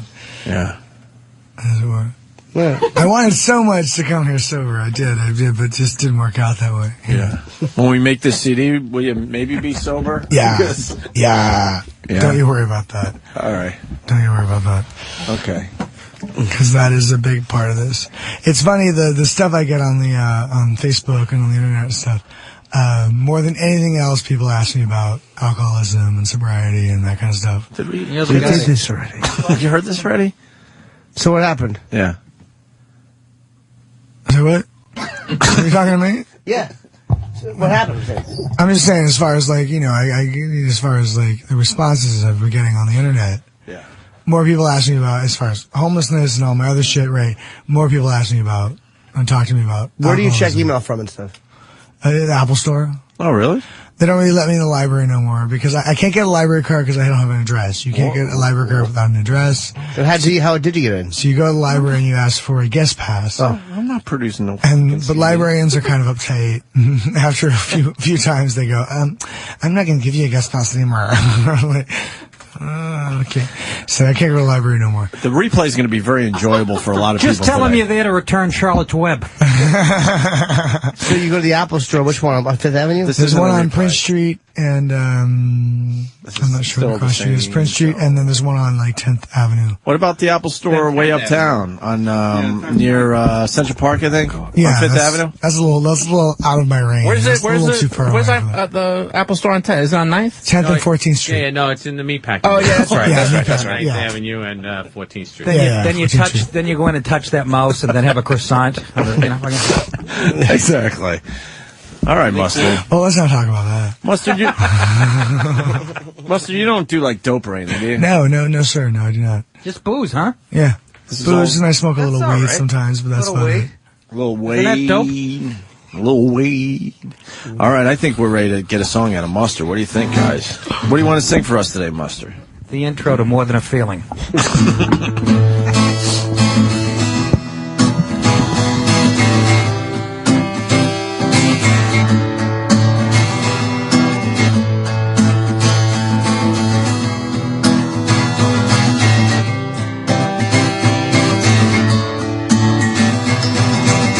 So baby, how was I supposed to know?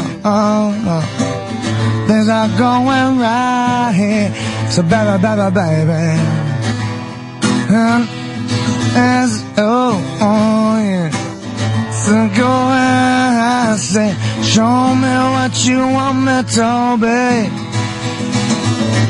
Tell me, 'cause I got to know now, because my loneliness is killing me. I must confess I still believe when you're not with me, I lose my mind every time. Hit me, baby, one more time.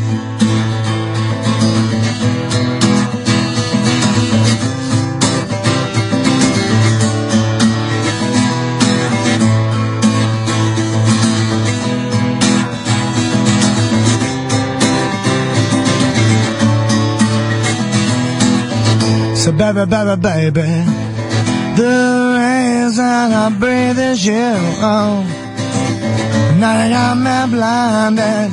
So baby, there's nothing I could have done. Oh yeah, but now you got me excited. So show me what you want me to be. Tell me, 'cause I got to know now, because my loneliness, I still believe. I must confess without a name, I want to do, I lose my mind every time. Hit me, baby, one more time. My loneliness is killing me.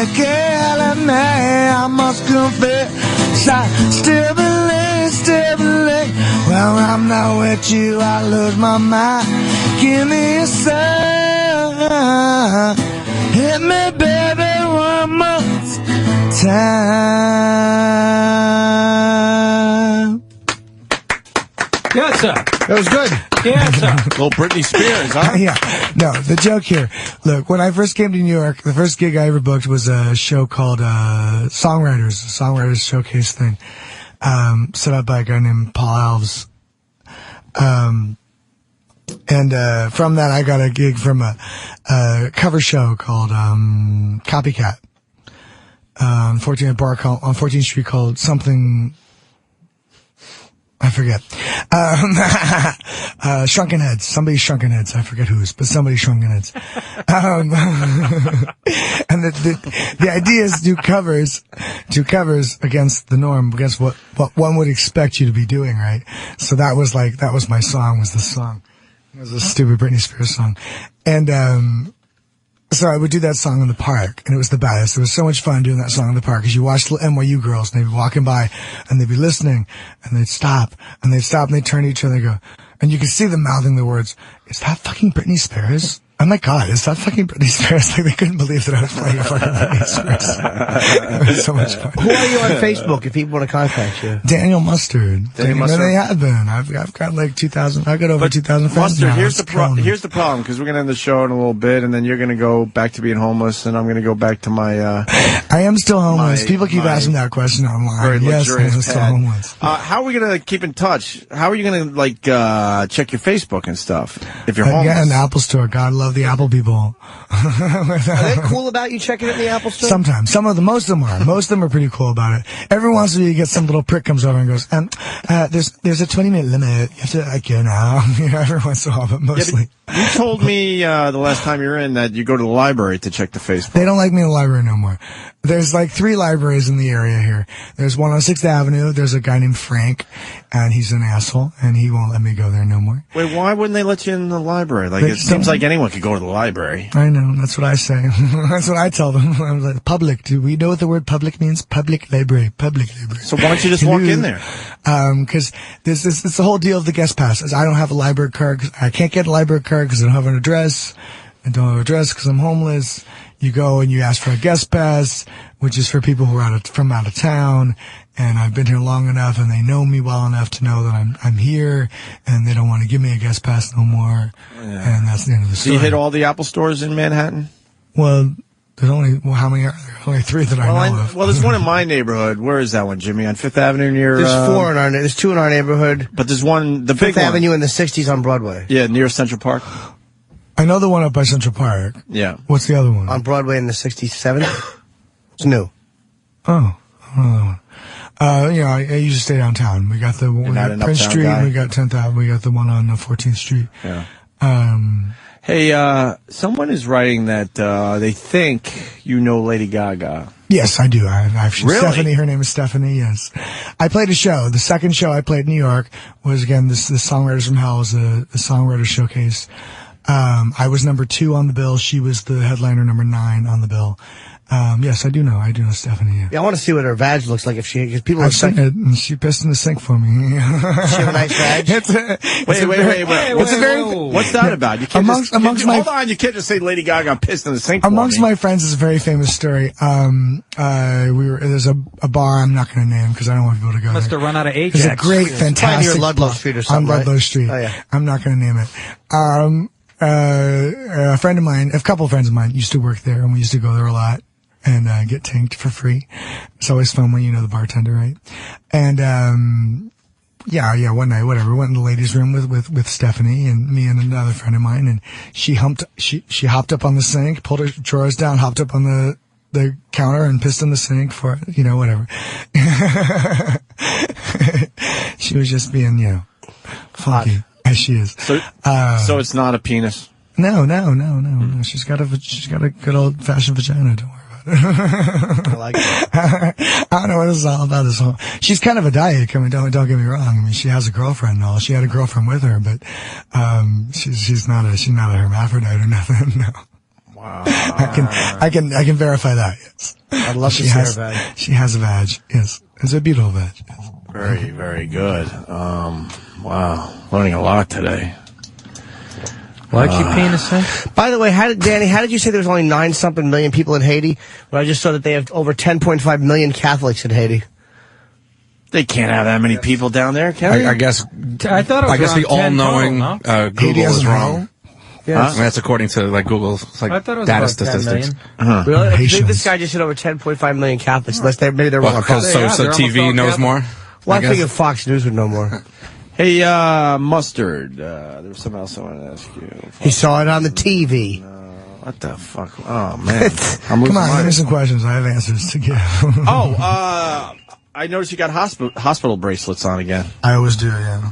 Oh, yeah. Okay, yeah. Are those new ones? Like, about, what was it? Oh, yeah, the whole biting thing. What was it about? The last time I had to drink other than today, was rum night, what I refer to as rum night. My guitar player, Joel Young, and we got into it. He has this thing for rum. I don't like rum. I like vodka. He likes rum. So whatever. But he bought some big giant bottles of rum one night, and him and I got really tanked. And I don't remember any of this. This was all told to me by somebody else. But apparently, him and I got into Sergeant from the NYPD. Yeah. You got into it? Yes, sorry. And apparently I bit him on the face. I don't know. You don't remember biting him on the face? I don't know. But we all went to the hospital. Yeah. And what was your injury? He's got rabies. I don't know. I don't remember. I don't remember any of it. I remember we sat down one night, and the next morning I woke up covered in blood with things hurting. I don't know. And somebody else goes, you were fighting with Joel last night. I was like, oh, really? Was I? I didn't know that. Anyway, I haven't seen Joel in a week, and he showed up last night and was like, hey, are you all right? And he's like, yeah, I'm all right. What's up? He doesn't remember it either? Yeah. So it's like it never happened between you two. Basically. Yeah, that's weird. That's the beauty of alcohol. A lot of people asking how they can get a hold of mustard. Very easy. There's this kid, Jordan. Hey, Jordan. Kid, shout out. He wants to come look for me. Him and his sister, they want to come look for me. So I've been giving him my perimeters. My perimeters again are Broadway, Prince Street, 10th Avenue, and 14th Street. Check the Starbucks, check the Apple Store, check the McDonald's. But how do they get a hold of you? Other than that, yeah, I don't really have I don't have a phone. I don't have I have the email. I have the Facebook. You ever try to order a drink at the Genius Bar? The Genius Bar? No. Thank you, Nick. That's in the Apple Store, right? Yeah. The Genius Bar. I have no idea. Wait, so you have a Facebook? Oh, yeah, Daniel Mustard. Mm-hmm. I have a MySpace. I have a bunch of fan sites. I have like 3 or 4 fan sites now. It's killing me. I got 3 fan. I go back and forth between the Apple stores now these days to check my fucking fan mail. It's killing me. It's killing me. Wait, which Apple stores? There's no. Again, the Prince Street, and it's not Green. It's just it's a block off of Broadway, Prince Street, and I forget the cross, and 10th Avenue and 14th Street. And you spend a lot of time in the library, obviously. So not anymore. They won't let me in the library no more. I used to go to the 6th Avenue library. Frank, he will not let me on. Why not? What's wrong with Frank? He's an uptight prick. And then there was the Mulberry Street Library, which is actually on Jersey Street. Right. But they call it the Mulberry Street Library. Frank won't They won't let me online there anymore either. But they're public libraries, so you should be That's what I say. I'm like, hello, do we know the definition of the word public? Why don't you try a guest pass? That's what I'm saying. I did that. I worked that. Guest pass. Can I have a guest pass? No, you can't have a guest pass because... Well, go hang out in the Apple Store. You can hang out there all day. They don't say nothing. Sometimes. Tell him you're there to learn the Dewey Decimal System.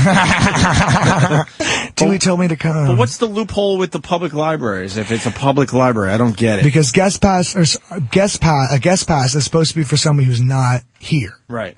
So somebody who's visiting from somewhere else. Right. So.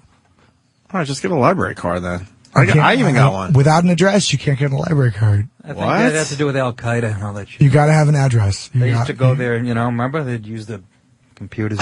Seriously. You're right. And it's just not as easy anymore? But you got to have an address. You got to have some sort of a piece of mail. Well, fuck, we're learning something new. No library card if you don't have an address. Come on, you got an old envelope from Con Ed or something. Give it to them. Yeah, just get a fake address going and you got your library card. Can I use your address? I'll use your address. Well, I like that we keep in touch with email. I kind of like it that way. You should have Mustard over. You got extra bedrooms? Oh, no. Yeah, don't be selfish, Opie. No. Yeah, they're telling me, Opie, there's people online, they're all about it. Like, hey, that motherfucker should put you up, man. What the fuck? How you still living on the streets? Can you give me the names of those people? Because I don't want to die some sad, tragic figure, man. Exactly. Come on, I might freeze. It's below 0 temperatures out there these days, and I hear you. If I freeze to death, you did write me. Nobody records nothing. You wrote me. You were excited that you were sober, but I guess you're not sober. But that's okay. You're working on it. I understand. It's push and pull, give and take. Yeah, that's something that's going to take some time. Look, you try being sober on the streets. You give that a shot. You give me some place to be, I'll be sober. Don't worry about it. No, we got a recording studio in Brooklyn. It's going to happen. So, we'll just... When? Wow, when? Let's see if I survive long enough. That's the question I'm looking at right now, and I'm not kidding, Opie. Well, you have all the time. Am I gonna live long enough to make it to this recording session? You have all the time in the world, and I'm a very busy man. But I'm gonna find some time for the mustard man.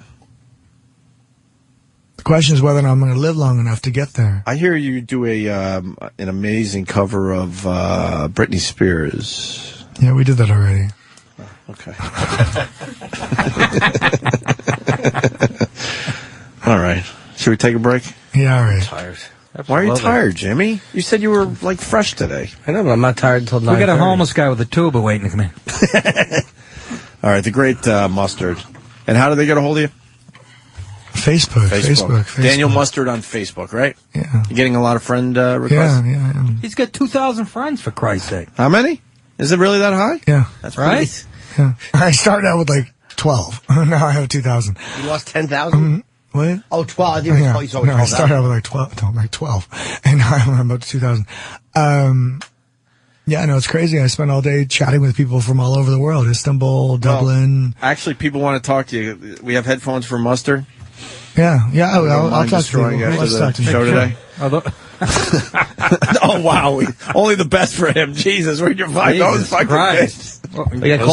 Those are the homeless headphones. What are those? We got actual homeless Those are homeless What are headphones. those, realistic? I need some headphones. Can I have these? You can have them. Let's go to the phone. Let's say hi to Nick in Virginia. Nick. Hi. Hey, good evening. What's up, Nick? Hey, Nick. Hey, I just want to tell Mustard, man, he's got to clean up his act, man. Get sober. Me and my girlfriend listen to Creep all the time. Dude, he's the best. Mustard, man, clean up your act, dog. Come on, make a CD. Yeah, we're going to make a CD. I'll give it a shot. Man, we love you, Mustard. Keep up the good work, buddy. Thank you, man. Thank you. Yeah. All right, busting out. All right, sir. Yeah, see, you got fans out there. I know. I get a lot of this. Let me say hi to Kevin in Connecticut. Kevin. Good morning, guys. Hey. Hey, Mustard. Yeah. What do you do when you're not being mistaken for Brian Dennehy? Kind of looks like Brian Dennehy. A No, younger he doesn't. version. Not at all. Matter of fact, if there's anybody on the earth that doesn't look like Brent, I'd say it'd be him. Yeah. Let's say hi to Mark in D.C. Mark. He looks more like, guy looks more like Something I should be doing. Brian, sort of Brian. Yeah. Brian Wilson. Brian Brown. Now that I see a picture He of sounds Brian. like Tarantino, though. He's going to turn. Little Yeah, Tarantino my action. sister says that. Let's go to Mark in D.C. Mark. He's a good Opie, you actor. got to produce the CD, take all of the money, and then just keep promising that one day you'll produce a CD. Hey, that's not a bad idea. That's what Sirius is doing to you. Same fucking deal. Let's say hi to Chisel, the trucker. Chisel. Hey, what's going on, Mustard, you guys? Hey, man. Mustard. Hey, I was just wondering if you could do Yeah. Radiohead Creep again before you leave. Well, he did an amazing version. It's on my YouTube channel, Opie Radio. It's right there if you want to check it out. Maybe we get another song out of him. You want one more, Mustard? You know any today? Black Sabbath? Yeah. Do you know any other really? You said you do. Yeah, I could sing you 100 fucking songs. I just don't know how to play them on the guitar. I'm not really a guitar player, you know. I tried to bring a guitar player with me, but they wouldn't let me because we only had They seven people. They wouldn't let him in. Yeah. That's good. That's cool. All right, should we take a break? Mustard, you want to play us to break with anything? You don't have to. Let me think now. Let me think. Here's an old song. I'm going to play an old song. All right, good. He's going to play an old song. I like his old stuff.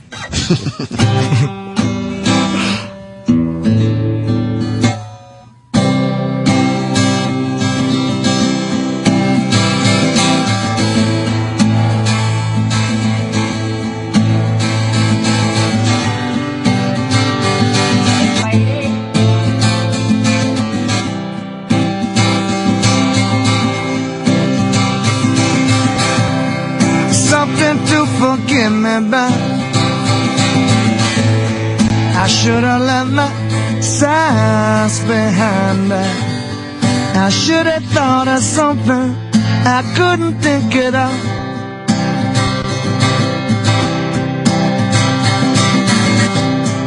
Might as well have left me blind.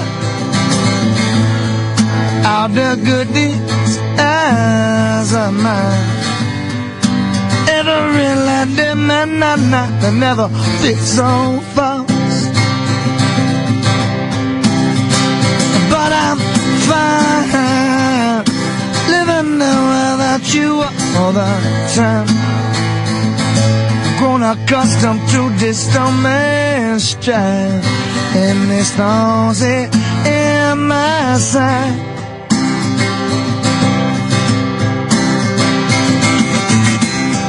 as subtle as a fingertip,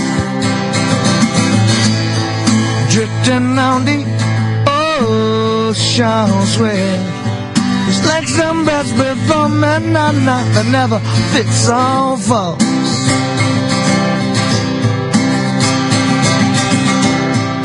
Oh, am I to think we life? Such a night we fell so fast. Forgive me in my future, yeah, forget me in my past. And I find sentimental things all the time. Tripped in as I'm left to roam right alone. And I'm fine, living there without you all the time. I've grown accustomed to this man's stride, and his thorns it stuck in my side.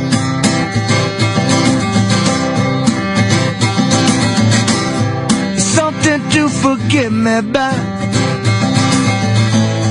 I should have left my sides behind. I should have thought of something. I couldn't take it out.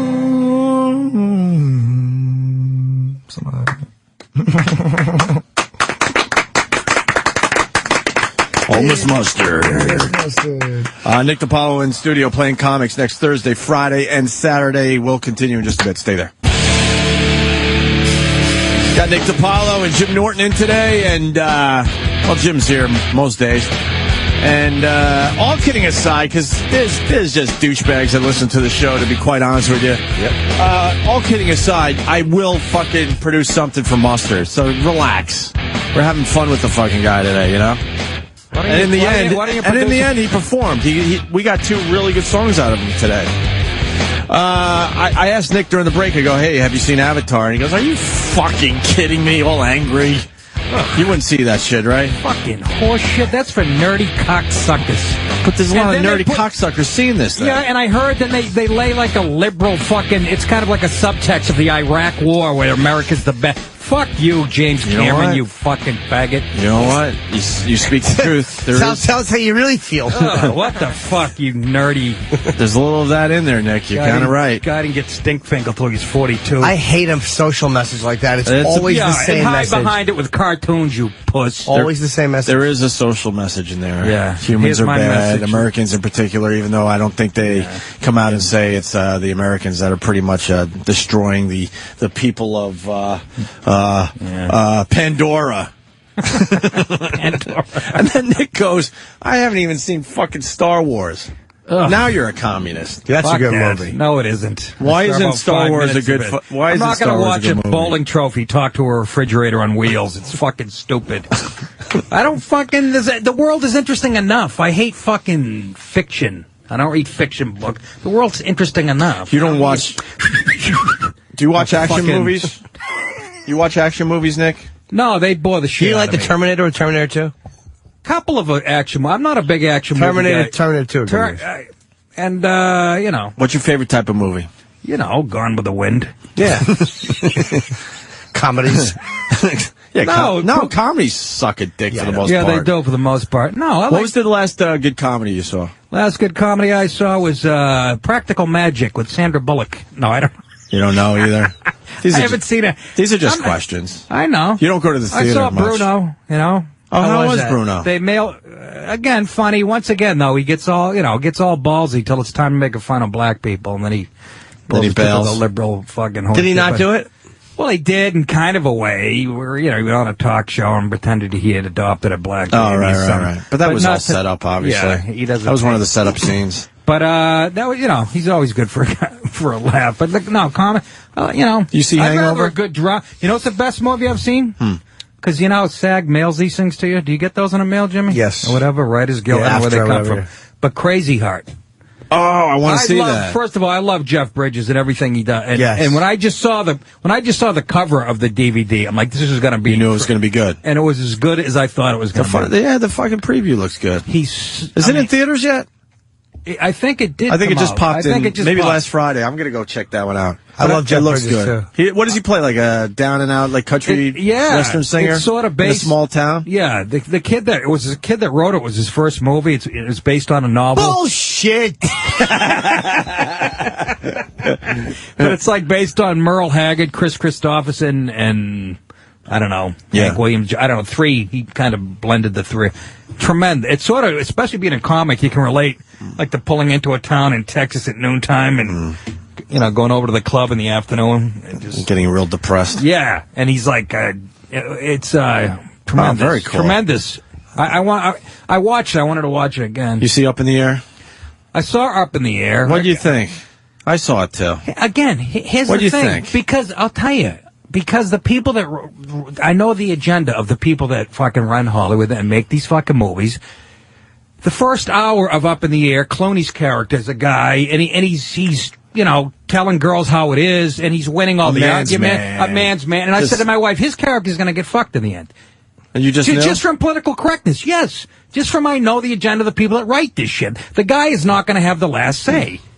And sure enough, I mean, I can see it coming. It's like they tip their hand. They're so predictable. I thought it was a good movie, but it's not a great movie, no, it's right? Not. Are they saying it's a great movie? Yeah, they are. What's it called? Oscar shit. Up in the Air. Up in the Air. I might have that. They might have sent me that. It's Jimmy, fine. For your consideration. Jimmy, with all the traveling you do, you probably would be, I don't know, into it a little bit, relate a little bit. I don't know.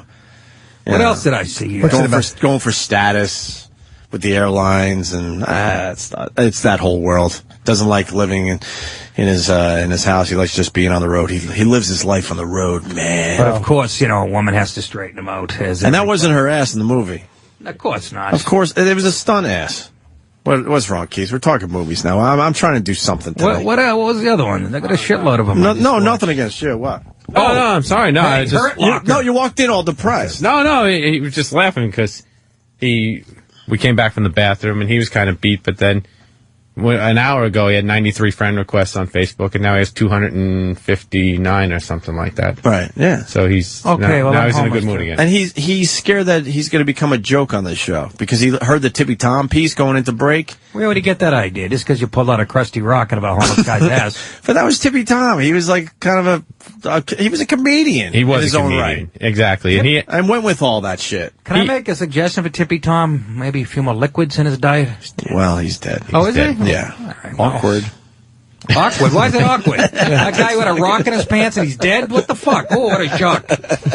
I don't care if you know him or not. He was actually died of natural causes. Yeah, natural causes. If, laying in your own fucking feces. His head hit a curb. Yeah, he fell down. Yeah. Oh, did he? Now I feel And then bad. a delivery truck ran over his skull. No. Oh. That's what I heard. Is that right? Well, he died doing what he loved, being dragged under a UPS truck.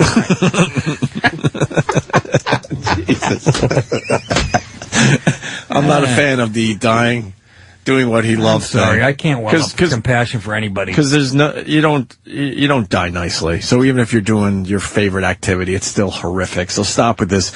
He died doing what he loved doing. Well, I had a principal that died scuba diving. Way out on Long Island somewhere, and they said that to us. Yeah, he died doing what he loved. Oh, really? And then really turning purple at 150 feet right. with a couple of seals around him? Right. Stuck on something that he can't get out of? Yeah, that's great. Thanks. With his hand caught in a lobster trap? Yeah. Right. That's what he loved to do. Screaming for his life? Yeah. Exactly. That's what he loved to do. He loved to look up and see the sky and the clouds that he couldn't reach. Right. As he's gasping for air that's just not there. You know how you die doing what you love? If, you have your face in a pussy and all of a sudden your head just explodes. Then you've died doing what you love. Instantly. Yeah. Remember Art Donovan, the football player? I know. The old guy that was on Letterman all the time? Yeah, of course. course. For the Colts. He's dead? No, but he said that's the way he wants to die. Dave goes, he goes, this is how I want to die. Nice hot summer day. I want to find a tree, sit under it with 3 cases of beer and 150 hot dogs and just eat them all till I explode. That's better. Perfect. Yeah. Perfect way to go. I used to love that guy in Letterman. I forgot all about him. He was a fucking funny dude. Oh, man. Old, just football player. Does he still go on or not? World War II. He's got to vet. be older than fucking... You don't remember him? I know the name. I don't remember. If you saw him, If you saw a clip, he's got to be easily 80. Told the greatest stories, Yeah, he just had a great sense of humor. Speaking of a great storyteller, this Andy Rooney's 91 years old today. So Is he 91? Another veteran, WWF. He's probably Civil War. Too? Yeah, he's an old man. Buttons. I hate buttons. So does Mustard know we're not going to make him into a joke there? Yeah, I was trying to explain that to him. Like you said. Well, he kind of fell apart early this morning. We had to go with that. Yeah. He couldn't figure out how to play any music this Now, morning. how can I make money off this guy? You want in? You want to buy in or what? You want to buy in? Yeah, I want a bit? piece. A little piece? You want a little action on the Mustard? He's upset with himself that he was drinking this morning. He feels if he came in sober, he probably would have done a lot better. I gotta disagree that he probably would have sucked. What does Good this point. fucking grump want from us? Oh, he's still Every worst. fucking day he glares at us. He's knock just on the door the and say worst. hi, then you fuck. Who is he? Works here? He used to be one of us, like an edgy talk show guy, and now he Who is has it? a problem with us. Alex Bennett. I'll say his fucking name. Alex Bennett from San Francisco? Yes, that's him. He hates us. Just stares in every time he walks by. And then he went to some people behind Human our back. resources. Was it officially Human I Resources? think so, yeah. I remember him in San Francisco. Yeah. I did a show many times. He understands how this shit works, but now he's a grumpy old man that fucking glares at us every day. Every day. You saw it, right, This Nick? is his old studio. Yeah. We took his old studio, and so he took a couple shots at us on the air, so we fucking beat the shit out of him. And then he didn't like it, and he went and complained because we were making fun of him. Yeah, he was scared or something, and I don't know what it was. That's San Francisco, you know how they... But it's just annoying that if, you get it, and then all of a sudden they ask us, hey, could you guys not anymore? And we're like, all right, fine. So we've left him alone, but now he has to walk Every day by when he walks every by, day. he glares into the studio. Glares at us. So he can do what he But wants, but you can't retaliate. when the whole thing went down, he was nowhere to be seen. He was like walking around and stuff because I guess he was scared of us. No, I think he was, I don't know. I mean, I don't know what the fuck it was, but then after he got management involved, now he comes by and just glares at us every day. And it's almost like, and then if we say something, because when you just look at people, you go plausible deniability. I didn't do anything. It's like, you know what I'm saying? It's like, come on, man. You know what you're doing. Yeah. It's a nice phrase. Oh, you turned. Keith Carradine died doing what he loved. Yeah, that worked David out for him. Carradine. David Carradine. Oh, it was David. I'm sorry. Scott Yes. Brown in Flint, Michigan. Yeah, coming on David his stockings. Carradine. Coming on his fishnet stockings tied up in a closet.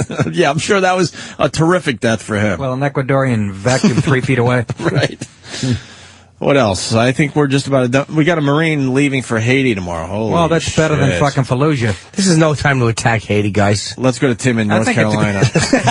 Actually, the perfect How time. much would the world hate the U.S. if we attacked Haiti? It's a perfect time. We got him right where we want him. Tim. guys? Great show today. You imagine we're just a bunch of dicks. Just invading Haiti, yeah.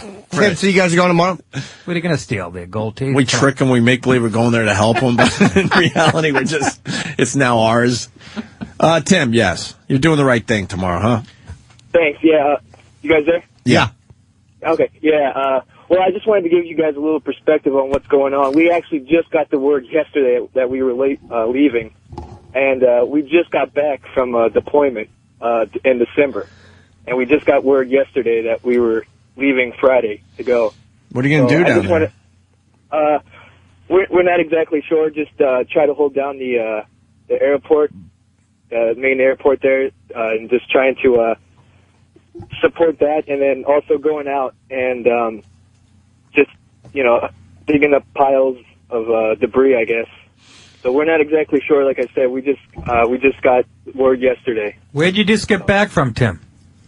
We were on a ship for 7 months, just cruising around the world. Uh-huh. So, Rosie O'Donnell cruise? This is our last, our That's a third really good line deployment from in 3 Nick. years. All right, Tim. Well, why don't you give us a little report if you can when you get back or while you're down there, all right? Stay safe. Semper Fi, baby. There you go. All right, thank you. Hey, off my Twitter, Ryan in Worcester writes, line of the day goes to Nick DiPaolo. Well, I'm a guest. You have to give it. Well, he writes, I'm not going to watch a movie where a bowling trophy talks to a refrigerator. That was funny. And then writes, brilliant. Brilliant. I don't even know what it means, but somebody laughed at it. And Nick's going to be at Comics next Thursday, Friday, and Saturday here in New York City. Comics is a nice little comedy club. I It's kind a of like very that place. nice club. If they control the drunks that wander in there. Oh, do from they the really? meatpacking. I had Well, a it's in couple a weird incidents. area. It is. It's in the party district. It's in a party a great district. club. Physically perfect. And they're really into comedy down And the there. chicken fingers and the clam plate. Do they treat you good there? They do. Absolutely. So what happened when you had incidents? I mean, to the point where the people were asked to leave. But it was like a guy and his mother. They were hillbillies. She was literally missing her 2 front teeth like Jack Lambert, and she's fighting with her. She keeps yelling shit out at me, how she wants to have sex with me. Then it turns out it's the son she's fighting with at the table, and of course, with 3 minutes left, I said, then they flushed them. Oh, that's wonderful. But that club is beautifully designed. Yeah, beautifully. I like comics. Hey, absolutely. Speaking of death, let's not forget that we lost Teddy Pendergrass. Oh, did he die? I didn't know that. I was telling Nick the story of Teddy. He was like one of these fucking soul singing studs. Yeah, got all the women. And then he's rehearsing one day, and something from the lighting above him falls and fucking paralyzes him, and then he's in a wheelchair for the last 25 years of his life, or something like that. Remember, like, I told Opie it was like in Scarface when they at the Club Babylon. The Babylon Club. Yeah. The lighting fell. I thought it was a car accident. I was thinking Pendergrass. No, because I think you might be mixing them up. The guy who got paralyzed by the light was... Wait, was it a car accident? It might have been. Yeah, it was a car accident. Wait, don't tell me. Who's the guy with the fucking... There's an R in it. Ray or Rudy or... Rudy Tomjanovich? No. Well, she's dead. Well, it sucks. They all look the same. I thought it was the same guy. Oh, Jesus. What kind of racist whole shit is that? Come on. Oh, gee, come on, Ope. Just out of respect to Haiti. Now, who the fuck was the guy who had the lighting fixture hit him on the head? I keep thinking Rudy Ray Moore, which is Dolomite, which is wrong.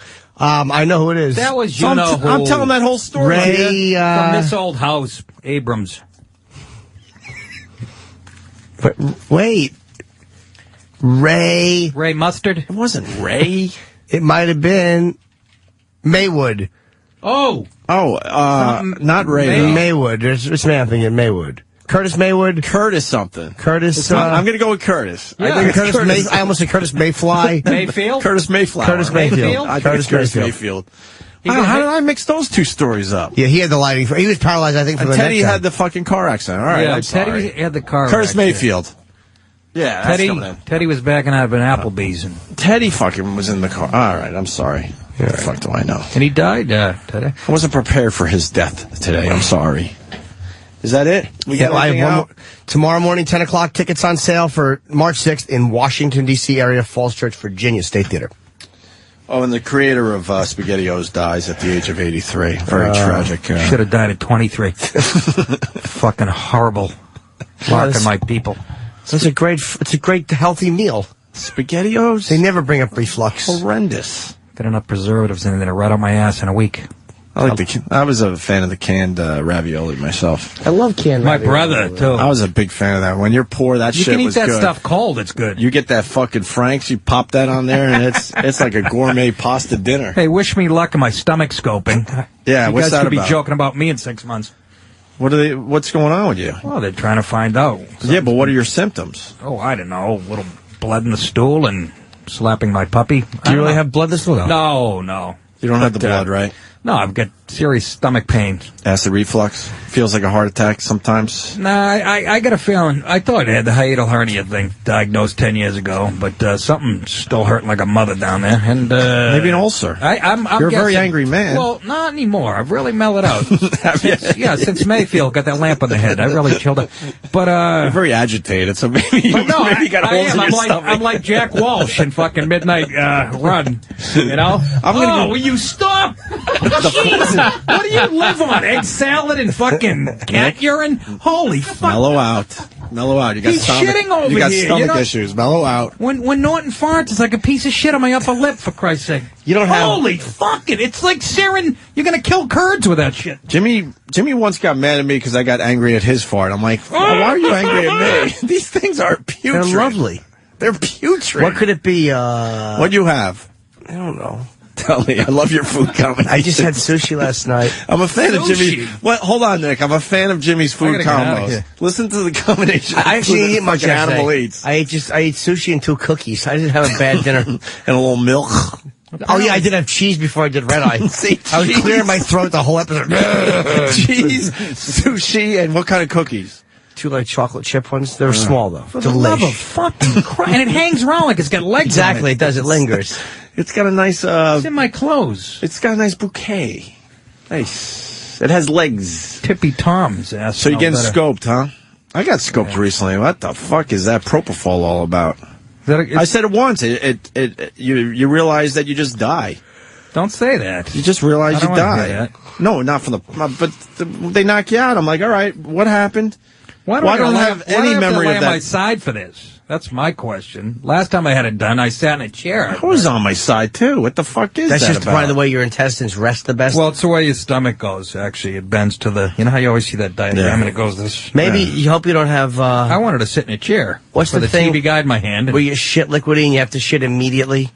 Oh yeah, like early dumping. No. What's it called when you have to shit? Well, you get spastic colon, diverticulitis, Crohn's. No, it's not Crohn's. No, not serious Crohn's. It's the stuff you drink. No. It's what's that called when you got to pull over and shit immediately? Explosive diarrhea. No. What's early dumping? What's the stomach called? Irritable bowel syndrome. IBS. It's not all IBS. No. GPS. No. Now, GPS helps you find, wherever you go to the bathroom, helps you find the location. Helps you find a turlet. Oh, it's too much cum in your stomach? No. I didn't say what is the sign of a great evening. What is, old bleach breath. What the fuck is it? Colitis. Yeah, they're all... I don't think it's any of that. I'm hoping they say it's that hiatal hernia that I was dying, that it's acting up. That's just scary. But I had this thing. See, in October, for almost a month, I had this. Every time I ate, I had to run to the bathroom. It was going, and I let it go for like a month. I thought it was like a stomach virus, and then they thought it might be a parasite or microprobe. And this guy put me on this stuff, Flagyl, whatever, for like 10 days, and it worked. It killed whatever was alive in me. Good. You had a parasite? We didn't confirm that, but there was something alive in there. But I had this pain back then with it. And that Flagyl killed it got rid of all the bloating and diarrhea, and I felt great. Right. But the pain never went away. Huh. It's the same thing. I bet you that herniated thing got a little worse, unfortunately, maybe. Maybe, but I'm no fucking doctor. We can get Dr. Steve on. He's good at this shit. I can't. I got to get out of here. I got to go all the way up. I got to walk to my car, and then I got to fucking go up there and over there. Good luck. And I'm meeting Mustard for lunch. But it's just creepy. At the library. Dude, it's creepy before the procedure. They're talking to you, and then they go, enjoy your sleep. You kind of hear the word sleep. Next thing you know, you're in the fucking I know, you sit recovery up. room. You're like, what the fuck is that? I know. You've been knocked out, Jimmy? Sure, I have my... oh, yeah, you had many nose times, thing. dude, many times. Does it creep you out when you wake up? Love it. I mean, I get nauseous. But does it creep you out that you have no memory? Not even so like some quick. weird spiritual fucking memory. This is only a 15-minute procedure, they say, but I can't drive after it. I'm going to drive anyway because it's fun. I'll drive on propofol. Yeah. See if you get pulled over, get tickets. Don't encourage them. Why is everyone encouraging? Can't help it. Chip just pops up. All right. I think that's about it. You liking Chip, aren't you, Dan? I love Chip. Oh, sorry. Lyle Delmar Chipperson is the greatest thing to ever happen to this radio program. Yeah, I don't disagree. Fontaine in Virginia. Right there. Hey, boy. Hey. Hi. Hey, want to wish my buddy Nick DiPaolo healthy, whatever he's going through today. I feel for you, but I wanted to tell him that I love him to death. I've been a big Nick DiPaolo fan. I don't know how many fans you have named Fontaine, Nick. but Fontaine, what's up, baby? I love you, buddy. I remember back in the day when you used to do the bit about Mariah Carey sounding like a cooler and the monkey brain on a car battery. And the fucking black community loves you, you racist ass. They do, though, don't they? Because you're honest. Yeah. They do. They like where the white. They like people who go, hey, here's where I stand. They fight. The Comedy Cell the other night, there's a table, they will fight. Me and them were connecting on a different level. The white people were like staring at us. Oh, that's all and right. they were fucking. I go to the white people. Why do you pretend? I go, even whether you like black people or not, they're going to hate your guts. So why are you fucking... Yeah. And they thought that was the funniest thing in the world. We like you because you're honest. That's There's no right. bullshit about you. Black people like and when that's why I like black people. When I look at the audience, I'll say sometimes like, you know what, man? Our Norton, blood's by the all way. the same color. And they like when I say that. Fontaine, thank you. Hey, Jimmy's going to be in D.C., aren't you? Yes, December 6th. No, wait, March 6th. Yes, Fontaine. Yes, Fontaine. Hey, he's just trying to get you there. Ron in New York, you got the last word. What do you got? What do you mean? You didn't think he liked me? Hey, good morning, Opie. Hey, Ronnie. Happy birthday, Jimmy. Thank you. Nick. Hey, Hey, listen, I'm happy Mustard. birthday. I own a small business, investigative company, Yeah. and I don't see why we couldn't put a trust fund with enough attorneys that we have out here and everyone else to get Mustard straight into a somewhat of a apartment up there. Well, Mustard has to want to. You do-gooder. Let him down the street. No, I'm not trying to be a do-gooder. I'm just a Fuck jerk Mustard. He made bad decisions in his life, and he's where he's at because he drinks. Fuck, haven't we all? Yeah. Okay. Nobody came and helped me the fuck out. I pulled myself up on my bootstrap. Same here. I agree with Right, you. Ronnie? Help me. 2, 1. Down goes Nick.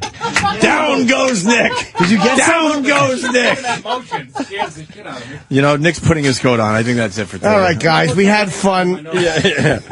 Nick DiPaolo, thank you. Comics next Thursday, Friday, and Saturday. Thank you, guys. And Seriously. as far as this could make a difference. As far as the inner tubes go, what do you want to promote the most? You don't really care about the Twitter yet. Anything? Nick Dip. Let's go. NickDip.com. Yeah, let's go with that. Got a DVD coming out soon. Yeah. Yeah. Oh, I would like. I to did see it. that. It was a week before Jimmy was at in Boston. I'd like to see The that. Wilbur, yeah. That's a good room. Okay. Mustard, thanks for coming in. Oh my God. I had fun. We'll put up the Mustard videos today on the I don't know, my YouTube channel, Opie Radio on Twitter, and Jimmy. Cleveland show goes on sale, or we go with that? DC's tomorrow morning on sale. Cleveland is already selling very well. One night at the House of Blues, February 26th. That will sell out. Blues is a great place to come. All right, we'll see you guys tomorrow.